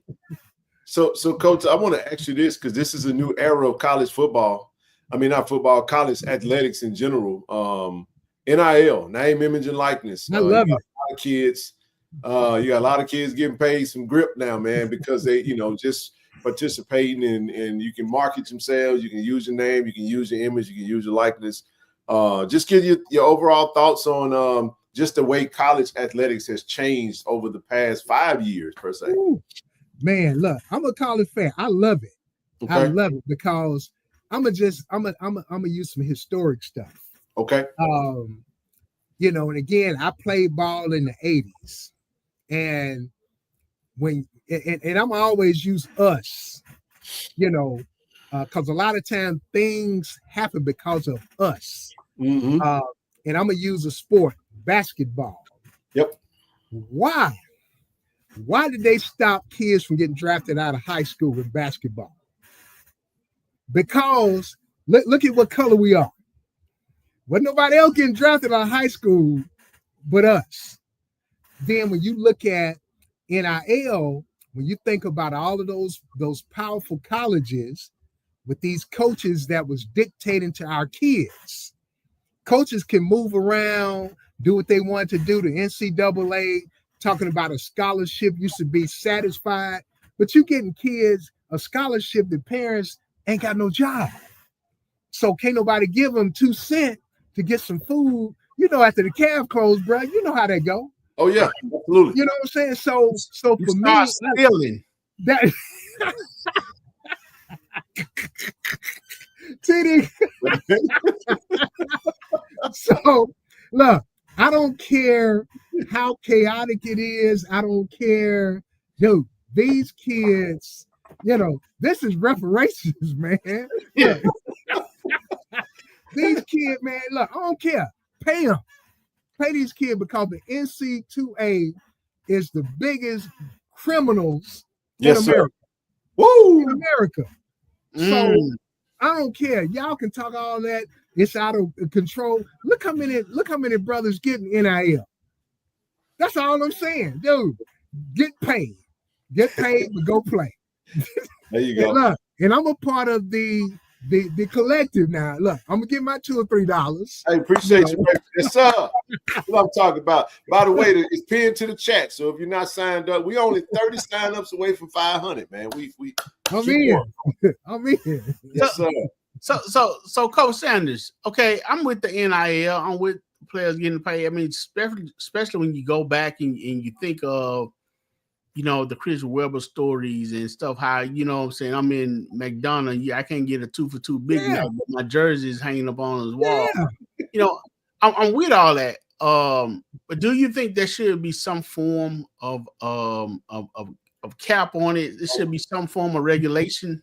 Why? No cap. You know why? Well, maybe not a cap, but regulations. I guess I'm thinking more so of transferring.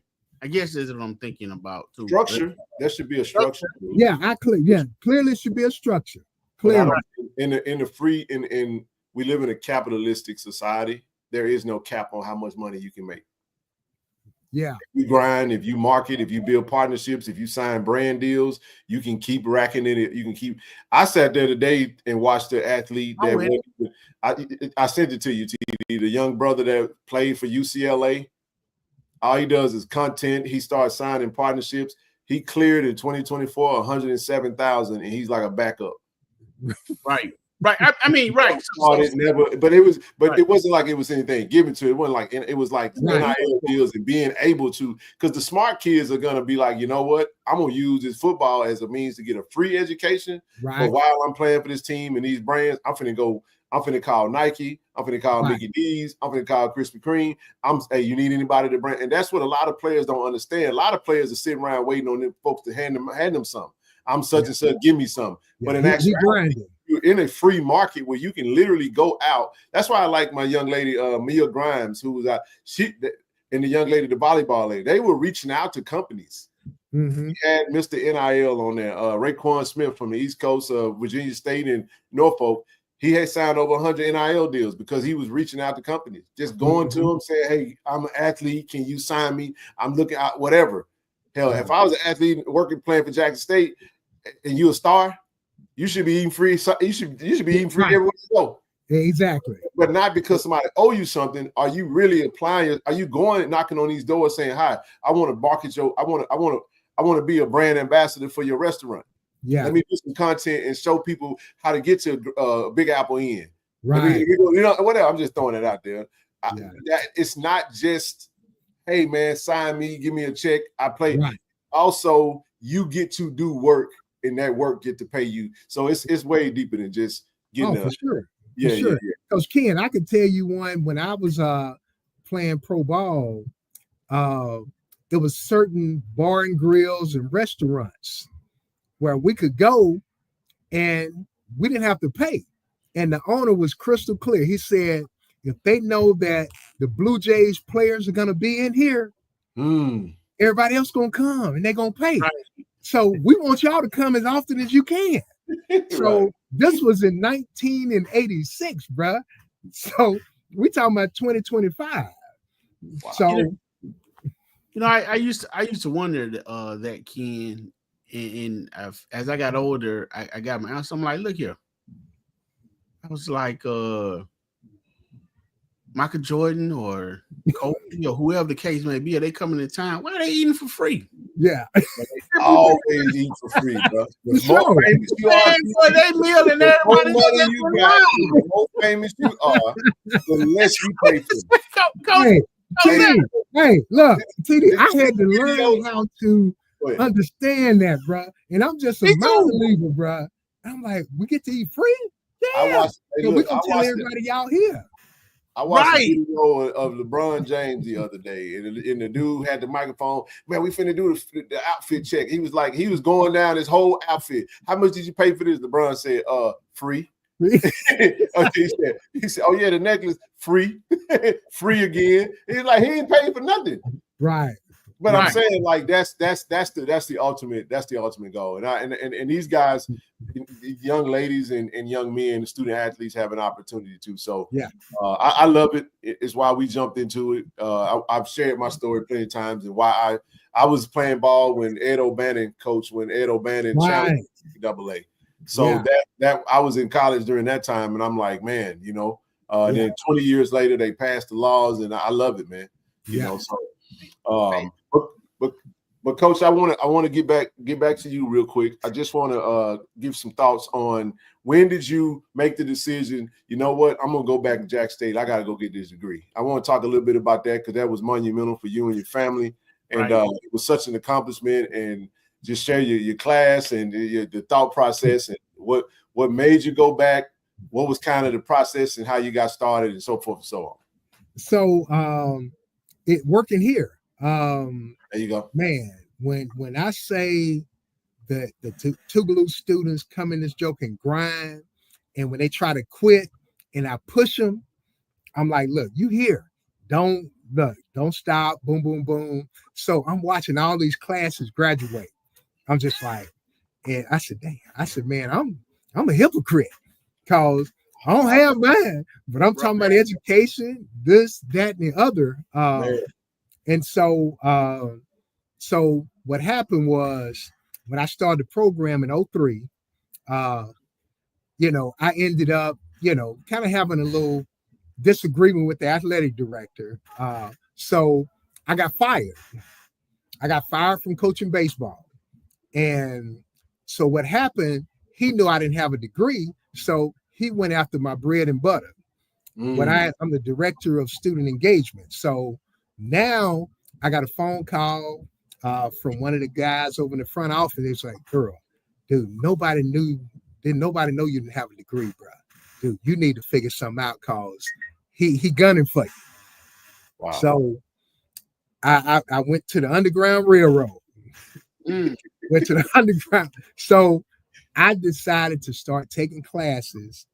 My wife was on it. Like, because, dude, I hadn't been in school, so I'm frustrated because I got to go to class with them youngsters.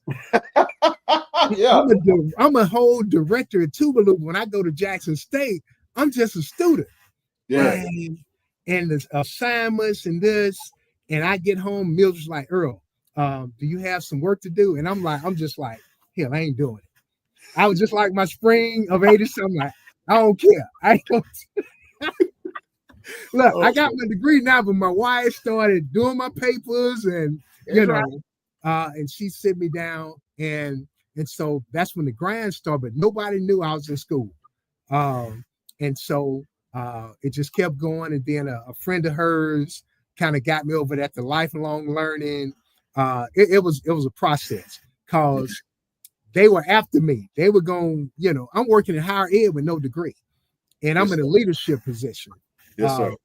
So the grind just kept going, and I'm just about finished, guys. I had one class left, and it was an English class. You know, English, you got to read and write. You talking writing a paper? What? Yeah. But yeah, like I said, I had a whole village that worked with me, man, and I got through it. And so in 2009, I walked across that stage at Jackson State, and that was one of the greatest feelings of my life. But I got to tell this story, man. You know, I was a health and rec major. And well, actually, when I started in 86, I was computer science, because that's when the computer science thing was like, y'all, I didn't pass one computer science class. I always wanted to be a coach. I always wanted to do education, but they were pushing everybody to computer science. Okay. And again, I made all F's in that. But anyway, got in health and rec, old school, 92, 90, whatever it was. I'm in the class with T.C. Taylor, Lindsey Hunter, Ryan Lothridge, the whole crew.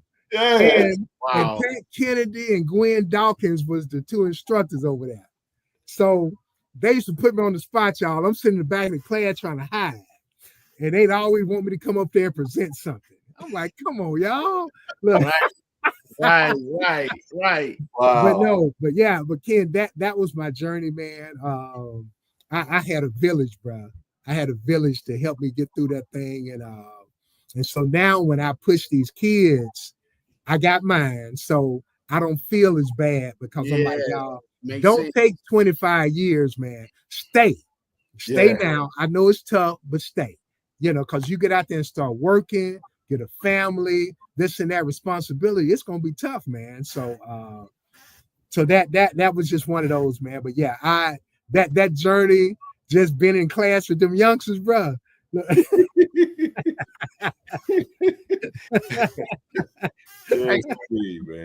Hey, Coach. I'm not satisfied until my mom won't let me rest until I get certain things out. So I kind of want to go back and ask you again about sports. First of all, we were talking about NIL. Let me plug this, because it's Friday night on this show. We have a whiskey collection that we have going on. I need some. So people normally drink whiskey and stuff on Friday night. And you know what go good with whiskey? Cigars. Now, golden fish. So look. This dude is golden fish. Hey, by the way, go to greenwoodwhiskey.com. You hit Shop Greenwood, grab your bottles, man. We done. I got to. Yeah, man. We I was talking to them today. We've hit over. I think we sold close to. We're teetering on 300 bottles, and this is just from the pre-order. So, yeah. I'm gonna get my two. Man. So what I was saying, Coach Sanders. So if you happen to know a local fish joint that need promotion, I'm their guy. You the guy. No, what we need to do is, I'm gonna tell you what we need to do, Coach. We need to find a young man over there at Jackson State that likes golden fish, and let him be the ambassador of that. And let him get a plate for TD. TD can go get a plate from the young brother. He all right. Trust me. Let me tell you what, he all right, Coach. I'm gonna tell you straight up. We 2 months away from football season. Yeah. Don't you sit up here and let TD fool you. TD ain't never met a stranger at the tailgate. He will leave you. When we walking together, he take his time, but all of a sudden you look up and he disappeared like Houdini, man. Yeah. You find TD, he come back, he got crumbs all in his beard. He got crumbs all in his beard. That golden fish was good. It's like, TD, what's up, bro? What the fish at, dog? That's him for you, Coach. That's him. I like fish, TD. I like fish. I'm from the coast, baby. Hey, Coach. I was just having fun with it. It's all good, because I really, I understand that fish is fried, so I don't just necessarily eat it all the time like that. I just love rocking with the golden fish. Okay. It's funny. But what I really going to ask, far as to say, going back to baseball, and then with Japan, a lot of players from Japan and Cuba and different places taking over.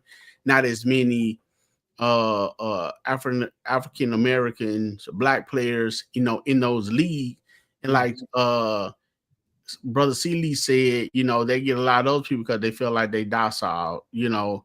So when you look at baseball and, you know, the nationalities and stuff that dominates that, and then you look at basketball, and Kobe saying before he passed that the Europeans, you know, so going to start dominating the league, you know what I'm saying, because lack of what do you see that needs to be done or could be done or that you are doing, being in your role to try to keep, you know what I'm saying, the substance there, you know what I'm saying, you know, for us? And do you feel that this AAU thing that you were speaking of when you come down to select play, do you think those type of things are messing up our culture, are messing up our kids, period, far as fundamentals and stuff like that? I know I just said a lot, man, but it's just so much. I know what you're saying. Right now. I know what you're saying. You know, anything too much of it is not good. Because what happens is you got AAU, it has its pros and its cons, but what happens, man, is you miss the fundamental part of why sports are what they are.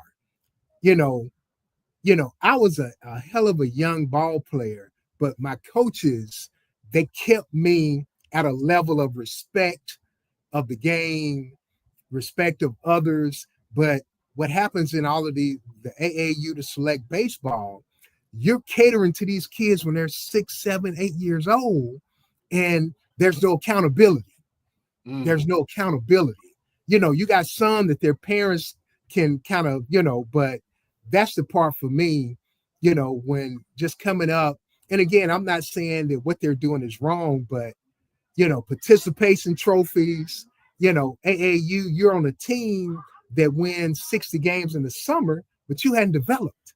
Yeah. You know, you hadn't developed. So you think you good because that team that won these ball games, but you're not good. And that's what college coaches talk about all the time. When these kids, that's why we like high school sports. We like to see what can you do on your high school team where there's structure, you know, and that's the part for me. But parents are putting all of this on their kids. It's all about a scholarship. It's all about my baby. You know, I talked to my parents when they was like, my baby. I said, quit calling them baby. They're not a baby now. They're in college. Dude, look, we're trying to grow men now. They're not a baby. So it has this, and then the coaches, dude, some of the coaches, bro, they're just, I respect them for doing it, but you're giving the false sense of this is how it's supposed to be.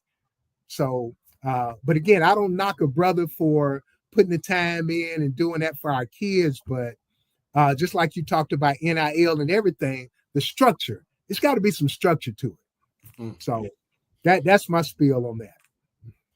Man, I love it, man. We could, it's so much that can go in there. I think what used to take place is that you practice more than you played.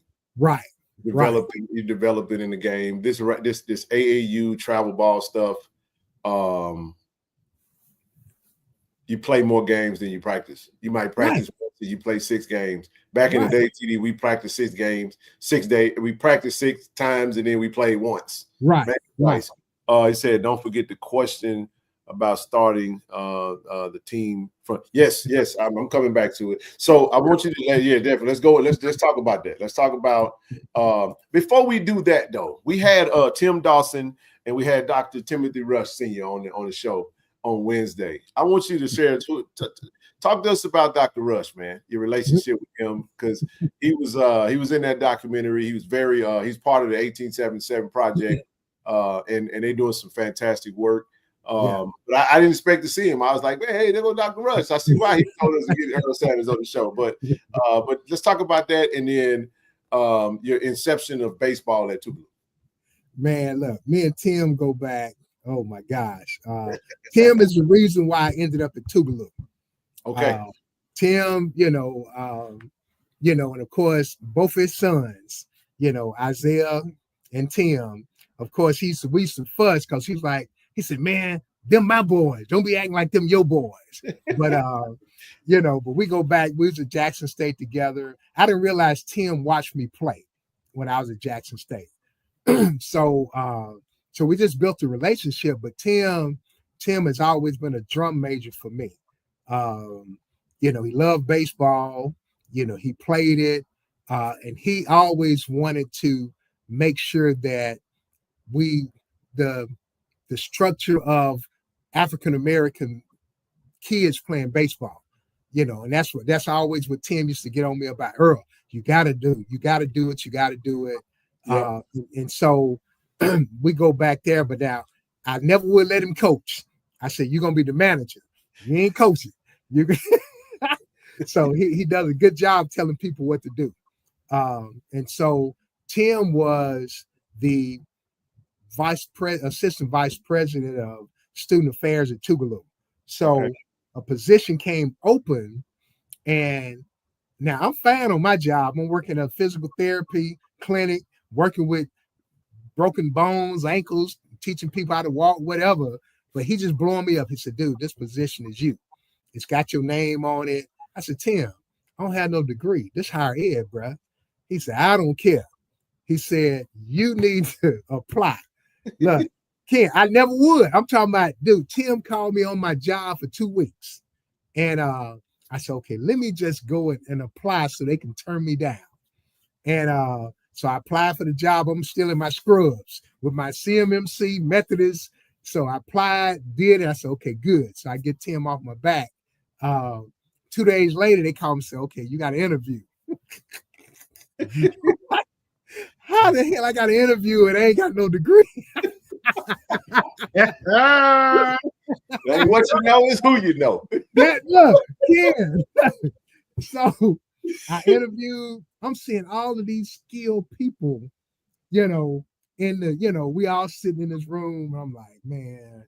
But anyway, interviewed. The vice president didn't care for me. He thought I was a Q. He thought I was Tim Frat, Tim trying to get me in there, all of that.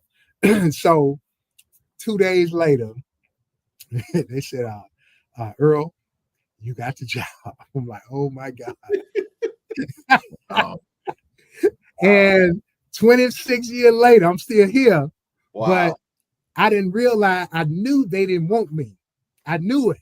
How you can just kind of sense, I think it was somebody else in the interview that they wanted. So I just worked my butt off because I didn't want for them folks, and I know Tim had bumped for me. I didn't know that Tim had threatened them. I didn't know that part until like 5 years later. Wow. But yeah, man, it was tough.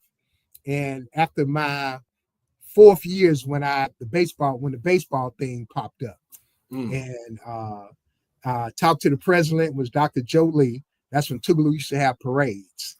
and we just ride in the parade. Tougaloo had 1,000 students, and you had probably about 70 males at Tougaloo. So you know what that was like. All these females and 70 brothers. Trust me, I know. So I'm not saying Bulldogs, but go ahead. Yeah. So I'm looking at it from twofold. I said, man, I told Dr. Lee, Dr. Lee, we need to have baseball at Tougaloo. Dr. Lee just started laughing in the limousine. He was like, Coach Sanders. He said, no, I was Mr. Sanders in. He said, Mr. Sanders, we ain't got no money. How we gonna have baseball? I said, Dr. Lee, I will do it for free. Oh, wow. And he just started laughing, whatever. And he said, you really love baseball? I said, yeah, but again, I'm just thinking he's just talking. So this was in October. So October Founders Week, everything ends. Dr. Lee, I think it was like in November, Dr. Lee called me. He said, were you serious about baseball? I'm like, yeah, Dr. Lee. He said, okay, we're going to let you do it. I'm like, okay. Ain't no money. You go. Wow. No money, no field, no nothing. Wow. So I put a flyer up. I said, who wants to play baseball? And guys, I look. I don't know if you ever saw Bad News Bears, whatever. Oh yeah. They were worse. Giants. They were worse than the Bad News Bears. Wow. You know, but so we started doing what we doing, you know, practicing wherever we could. Had a 16-game schedule. What year was that first year for you? I think it was 2003. 2003. Okay. 2003. Okay. So fall of 2003, I think the season was the spring of 2004. So no field, no whatever. So we get a 16-game schedule together. And I had about 12 guys. I'm working them to death because I'm like, and they didn't understand. I said, dude, this college, this ain't little league. Nobody played high school. None of the guys played high school baseball. So I'm like, oh, this is going to be a disaster. But we're going to do it.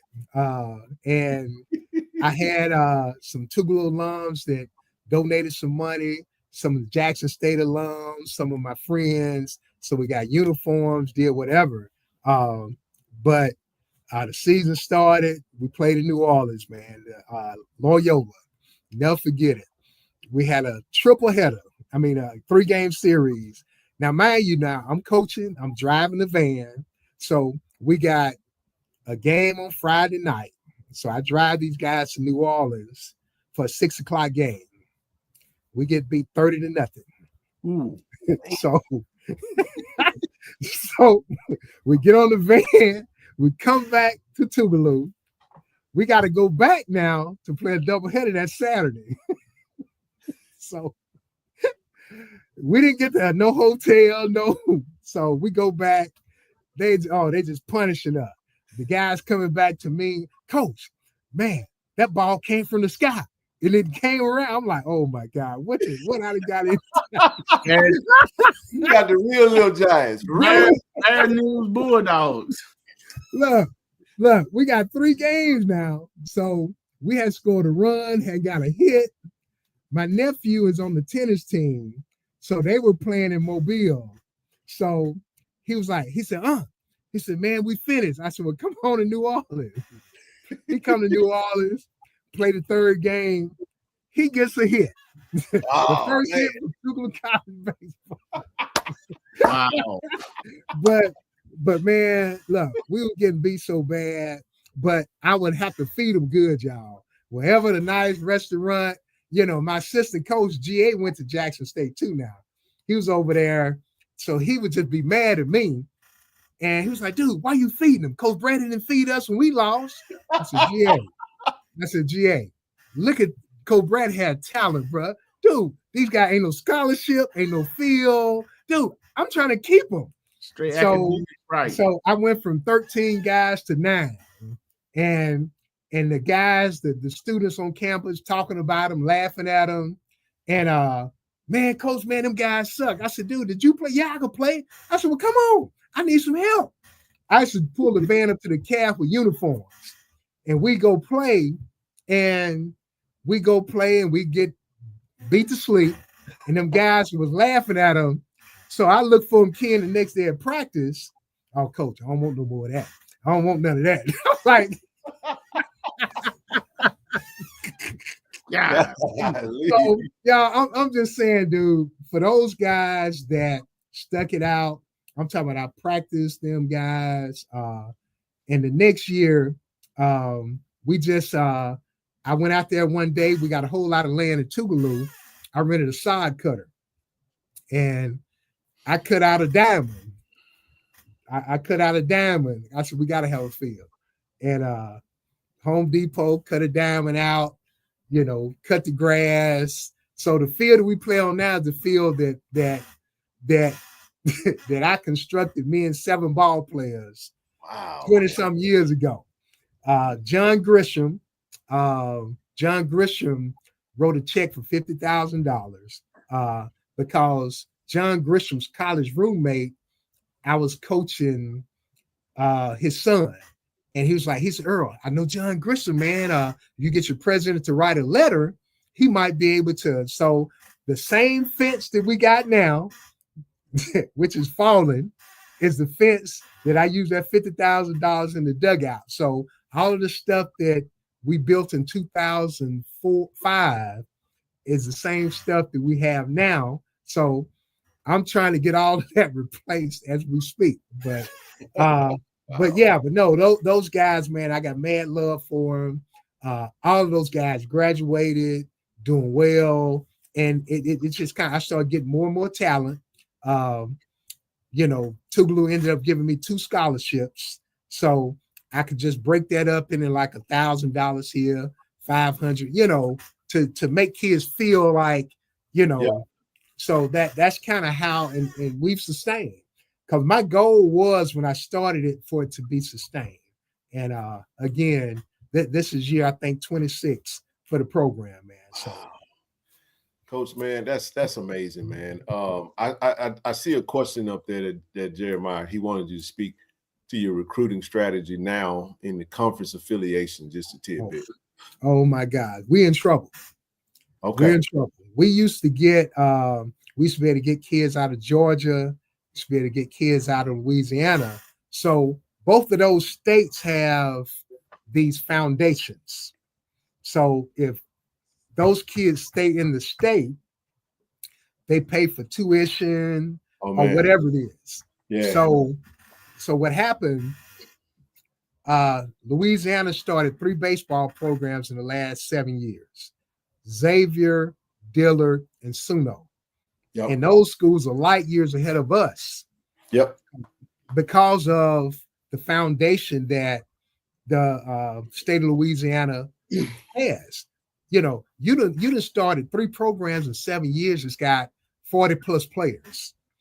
And those kids stay at home, don't ever play. Those are kids that could play for us. So we can't compete. And then now you got the rule where kids can go to JUCO for 2 years and it doesn't count against their eligibility to go to a 4-year institution. Right. So yeah, we're in trouble. Matter of fact, we're supposed to have tryouts tomorrow because the kids that we thought we had signed decided not to come. So yeah, we're on life support, and definitely, we got to figure out a strategy to be able to get kids to come to Tougaloo, man. Wow. Hey, Coach, I think I encountered one of your players at the gym not long ago. I don't remember the young man's name, but I think he said he was from Laurel. He's from Laurel. Laurel. Was your light-skinned cat Grant Carmichael? Was, yes. Yeah. That was him. He told me to play baseball too. Yeah. Grant's brother played for me too. His brother graduated 2 years ago. His brother's a police officer. Right. Yeah, that's Grant. Yeah, he did give me the spill behind it. Coach, I want to say what you done is nothing short magnificent, man.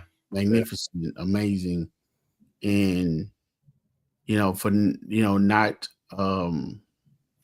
really knowing the history and everything of you, I have so much respect for what you are doing in your honesty. Your honesty sitting here on the screen. I mean, you're not trying to sugarcoat anything. You're not saying I'm a player away. You keeping it real and you keeping it honest with yourself. So I know your stress level is low. When it comes down to I like to win. Now don't get it twisted. I'm not saying you like to win, but you know what you're working at. You know what you're up against. Matter of fact, now I'm so intrigued. I'm gonna come out and look at that fence. I just gotta see it now. Come on, man. Come on. But man, I just want to say, I mean, I completely admire and respect what you are doing, and I pray that some positive stuff will come your way soon, far as helping these kids. In what you're trying to do, man. I mean, because again, we always complaining about what's not being done, what should be done, but who is really doing it, and you're an example of the way that it should be done. So much respect to you, sir, and I'll continue to pray for you and your program. Man, I appreciate it, man. Yes, sir. Coach, I got a couple of things. Well said, TD. A couple of things, and we're gonna let you get out of here. Number one is what else do you need to, like, when does Coach Sanders say, you know what, I've had a good run, I'm about ready to hand it over to someone else? What does that look like for you? And then the second part that I have, which is totally separate, do you know what the ceremonial aspect of the college basketball, I'm saying every sport except baseball, college baseball Hall of Fame, like where that's going to be, when it's going to be? We love to follow that and make sure that we're able to. Is that going to be local? Is it going to be somewhere else? Like that. That's what I have, and then we'll let you get ready to get about it. Okay, so man, look, Ken, I thought I was gonna get up out of here when my baby girl graduated in 23. Oh man. But then my grandbaby coming this fall. One more. So I'm gonna say 4. Yeah. But you know, man, Tougaloo has been so good to me. Well, they say when you love what you do, Coach, you never work a day in your life, man. And it sounds like to us that's what it has been. Man, this place, what I've seen this place do, transform students, man. And dude, when I say I love, yes, dude, sir. But this place, oh man, it's oh my God, that's all I can say. Holds a special place in your heart, man. I don't know if y'all can see. I don't get to wear it often. Because I have Tougaloo on all the time. Hey, you and Struthers. So do you and Struthers, Coach Struthers, y'all chop it up about y'all share those DI love stories often? Because you got a lot of Tigers over there there. Oh yeah, it's plenty. Strut be grinding, man. Look, and see, Strut to come to me because of course I've been here forever. See, Strut came from a Division I, and he can't understand why he don't get the love. Man, Coach Sam, I don't know how you do this, man. I said, Strut, dude, you getting way more than I get. So keep winning. Yes, indeed. But no, I got it, man. I got an assistant coach that I coached as a friend, and when I say he is Tougaloo, but I want because he's ready. I mean, I've basically been letting him run the program. But I know he's ready, and I'm probably gonna stay too long, and he's probably gonna be gone. But I would love to see him take this thing to another level, because he is Tougaloo, man. And of course I've helped him. I'm his reference when he applies to other jobs, and he's an educator as well. Got his PhD. He's in the classroom. I mean, he is like that dude. So, but on the ceremony, it's in somewhere in Kansas. It's February the 12th. And the beauty of it, man, dude, this is the first year they built a Hall of Fame. They built it. So this will be the first year that our class will be the first class that's going to be inducted into this building, man. So yeah, but I can't think of the name of the town. There it is. Overland Park, Kansas. Appreciate you, brother Travis. So, man, look, when I say I'm excited, and y'all, I'm gonna tell you I don't like accolades and everything, but people have shown so much love and care. And then I got a grandson that's 9, and I want to leave a legacy for him. I got an older son, 2 daughters, granddaughters, but this little one, this 9-year-old, I want this for him. I want him to be able to say, hey, that's my pawpaw, whatever. So, but no, the outpouring of love and support, and then, dude, being on you guys' show, it's like I've been knowing y'all, man, for, and I appreciate y'all throwing them alley-oops, man. That made it easy. doubt, man. This has definitely been a treat for both of us, man. We have we had a segment, a sector of time where we were bringing on a lot of football legends, you know, but there we got so many legends and so many others. Oh yeah, definitely. Listen, we got women's basketball legends, men's basketball legends. So the list goes on and on. One of these days, I'm gonna try to get Lindsey Hunter. I know he's not a LeBron. Yeah. Oh yeah, he's on the war with LeBron and Jordan. I love MJ, y'all. I'm just saying, dog. You know, but no, it's all good. Real quick, let's see. It says, Coach is right. I've taught at Tougaloo during the summer for the last 25 years. They have a lot of I love folks working there. That's right. But yeah, but Coach, man, listen, anything you got any parting words before we get out of here? I told you 30 minutes, man. That turned into 2 hours. That is it. On a Friday night, man. Woo! Hey, Coach, when I knew you was coming on, I knew your tender was here. I reached out to a homegirl of mine that played basketball there back in 2000. Thanks to play from 2004 to 2008. Her name was Erica McElroy from Canton. Oh, the truth. Oh, the truth. She said, Coach, back the truth. Yeah, back the truth. Yes. Yeah, man. I sent her the link. I sent her the link. She's up in Memphis now, man. And she said, Coach is super cool. So I just wanted to make, shout out to you and let you know, man, she thinks a lot of you. Hey man, look, Mac, she was the truth, man. She was, man. And smart, extremely smart. She's a pharmacist now. So yeah. Yeah, man, I'm gonna say this, man. Look, we talked about pitching, man. I was a hitter, bruh. You know, we didn't get to talk about the home runs and nothing, man. It's okay. It's okay. We're gonna let y'all Come on. You can do in your montage, your closing remarks. Go ahead and let us know. It was so much. Your story is, I think, the life story. Oh yeah, that's what it's about. As the actual sports piece. I will say this, Coach, because I'm crazy enough to say it. If Lloyd willing to say the same, and as one of my good uncles used to say, if the what do you say? If the creek don't rise and wash the bridge away. I love it. I love it. We gonna. Hey, I want to come to Kansas, man. I mean that, like for real, man. That would be so awesome. I hope y'all can. Yeah.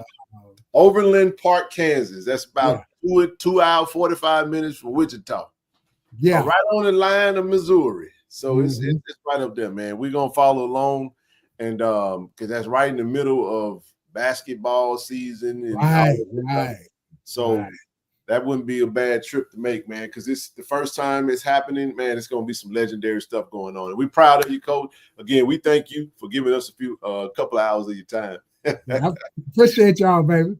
And as always, man, we'll see you, Coach. Everybody, the legendary Coach Earl Sanders, the Shohei, Black Shohei. We're going to call him Black Shohei.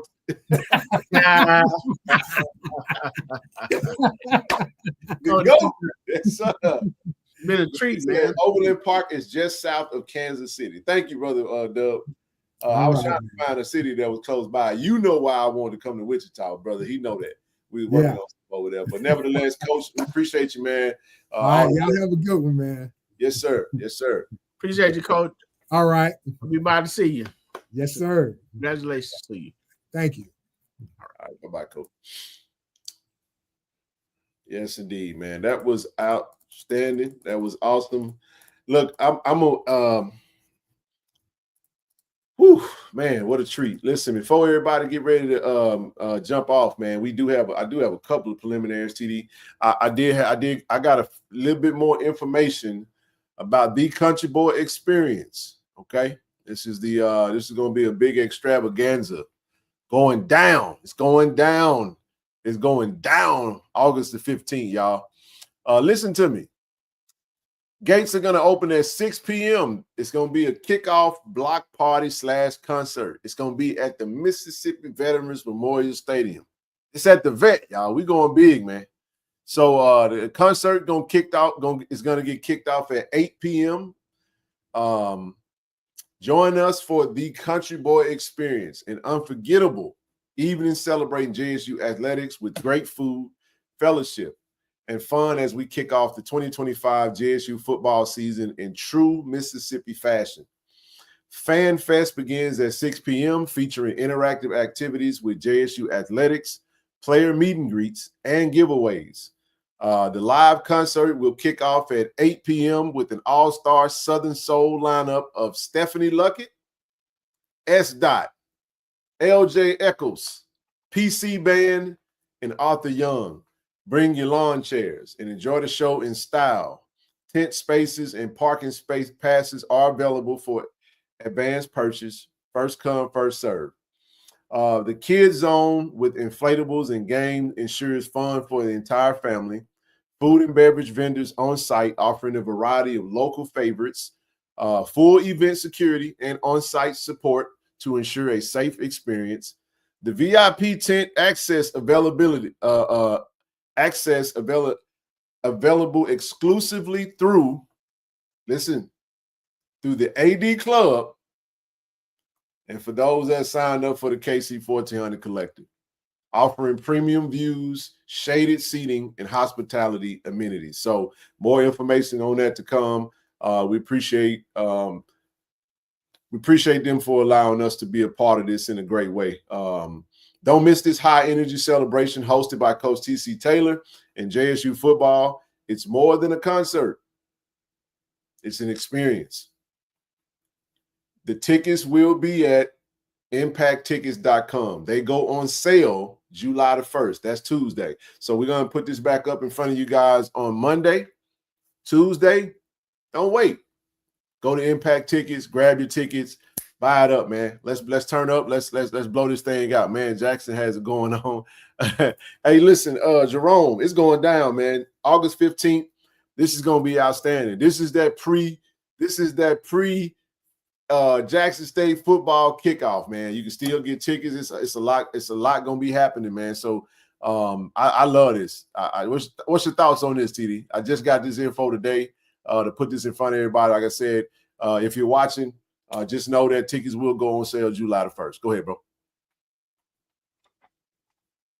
Well, I know you normally have a party and stuff right before the game, so I guess it's a big experience bringing it to the outside. My question is, kids zone.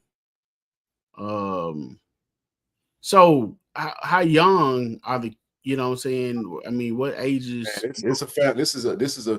It ain't no age limit. If they can go to a JSU football game, they can come to this. There you go. No child left behind. How about that?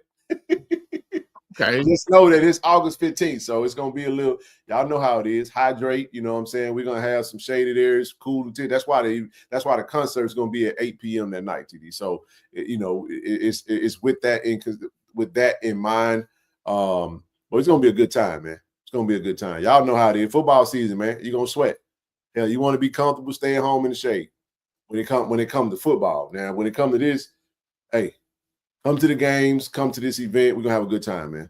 I mean, yeah, it's often time. I mean, to put something on like this for the city, like Jerome said, yeah. Man, it's going down. Because again, when you look at things, people don't have to do this. Coach them don't have to do this. I mean, they can do something small. They can do something, intimate or go to the local establishment. Country, man. Y'all like to call us country anyway, so we're gonna have the country boy experience. So now you got to go on. I bet they don't put no 4-wheelers on that field. Come on, TD. You gonna bust the field? You gonna bust the field up before? This ain't no trail ride. We can't do the trail ride on the field, dog. Man, y'all better tell Coach Javance Jones that then, man. Cause they pull up that big truck, man. Four wheelers. Hey, we know he's gonna have on his jeans and his boots, man. That's all we know. T-shirt, he's gonna be dancing. It's going down, man. So now we're gonna have a really good time, man. This is gonna be great. Like I said, we'll put this back up in front of you guys on Monday, and then we'll push it all week, man, up into the event. So we're gonna be pushing this every show. Make sure you guys go to myimpacttickets.com and grab your tickets. Shout out to Impact. Y'all know Impact is our premier ticket partner, man. And that's pretty much what we had. We pretty much done for this evening. we definitely enjoyed Coach Sanders. We went way longer than what I thought. That's why I was stuttering in the beginning, because I was like, I ain't gonna say we're gonna be short, because you never know. But if you watch, we're 30 signups away, man. So if you're not signed up for the collective, click the link. I'm so ready to play that 500, man, and get to where we are. Like I said, and if you haven't grabbed your bottle of that Greenwood, go to greenwoodwhiskey.com/buygreenwood and grab your bottle, man. And don't forget, season tickets, man. Let's get them season tickets. They had another food truck Friday over there. What we waiting on? Are we 2 months out, baby? We 2 months out, baby. It's almost that time. Grab your season tickets. Let's get ready. And are we bringing back the Jew bottles? We got to lock in. You can bring whatever you want to bring. What talking about, the one where they put the rocks in the bottle? I guess so. But man, that's it. I ain't gonna TD and Kenya brothers have outdone yourself this week. Great show. Hey man, appreciate it, man. I want to say this about this week. I want to shout out those that have set these up for us. Shout out Brother Jerome in the chat for connecting us with Brother Mark Dawson and Dr. Timothy Rush Sr. For joining us on Wednesday. Listen, we reserve Wednesdays for guests, but hell, if we can get a guest, we'll bring a guest on every night. If we got so much rich history in Jackson State, we're gonna ramp it up. We're gonna ramp it up, and we got a big show. I ain't told TD what we're working on right now. I'm gonna tell him later, because it's something that's coming down the pipe. It's gonna be a very, very unique show. Should I say it, bro? I guess I can say it. You want to know what I'm working on, Doc? Or should I not say it? What you think? Say it, don't say it. No, don't say it. All right, good deal. I ain't gonna say it. I knew you were gonna say that. That's why I asked you. Oh, yeah. We got a big show, man. I'm talking about something that you never seen done. It's gonna be let's just say it this way. It'll be a lot of guests on when we have that show. I'll just leave it at that. It'll be more than one. It'll be several. So we got a lot of guests that's going to be joining us as we go navigate throughout the summer. Look, the viewership we know is going to pick up when football season kick in. Soon as Swag Media Day kick. Hey.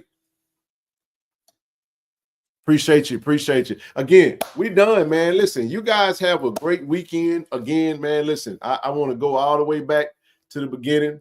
Again, I want to send a special happy birthday to my firstborn, my first love, real love. You know what I'm saying? Michaela, man, special child, man. She mean the world to me, and turned 21 today, bro. She made your boy feel old, man. You know what I'm saying? But had a great day. Talked to her on Monday. My sweet Harper, man, she turned 9. This past Monday? No, this upcoming Monday. So Michaela's birthday is today, and so I'm gonna be doing birthday stuff all weekend with my chaps, man. So I love it. Just want to wish my babies a happy birthday. I got a 21-year-old, a 9-year-old, so and more. But nevertheless, I appreciate everybody that have sent birthday wishes to her. Again, it's been great, and that's all I got, bro. You got anything before we close this thing out? Nah, I'm good, man. I'm good. Appreciate y'all, man. I thought that was EA, man. I thought that was you. All right, family. Hey, look, man, y'all be safe over the weekend. Check on your strong friends. Call your loved ones. Bury them hatchets. Bury them, man. Let that animosity go. Stay tuned. Come back to see. It's like to be continued.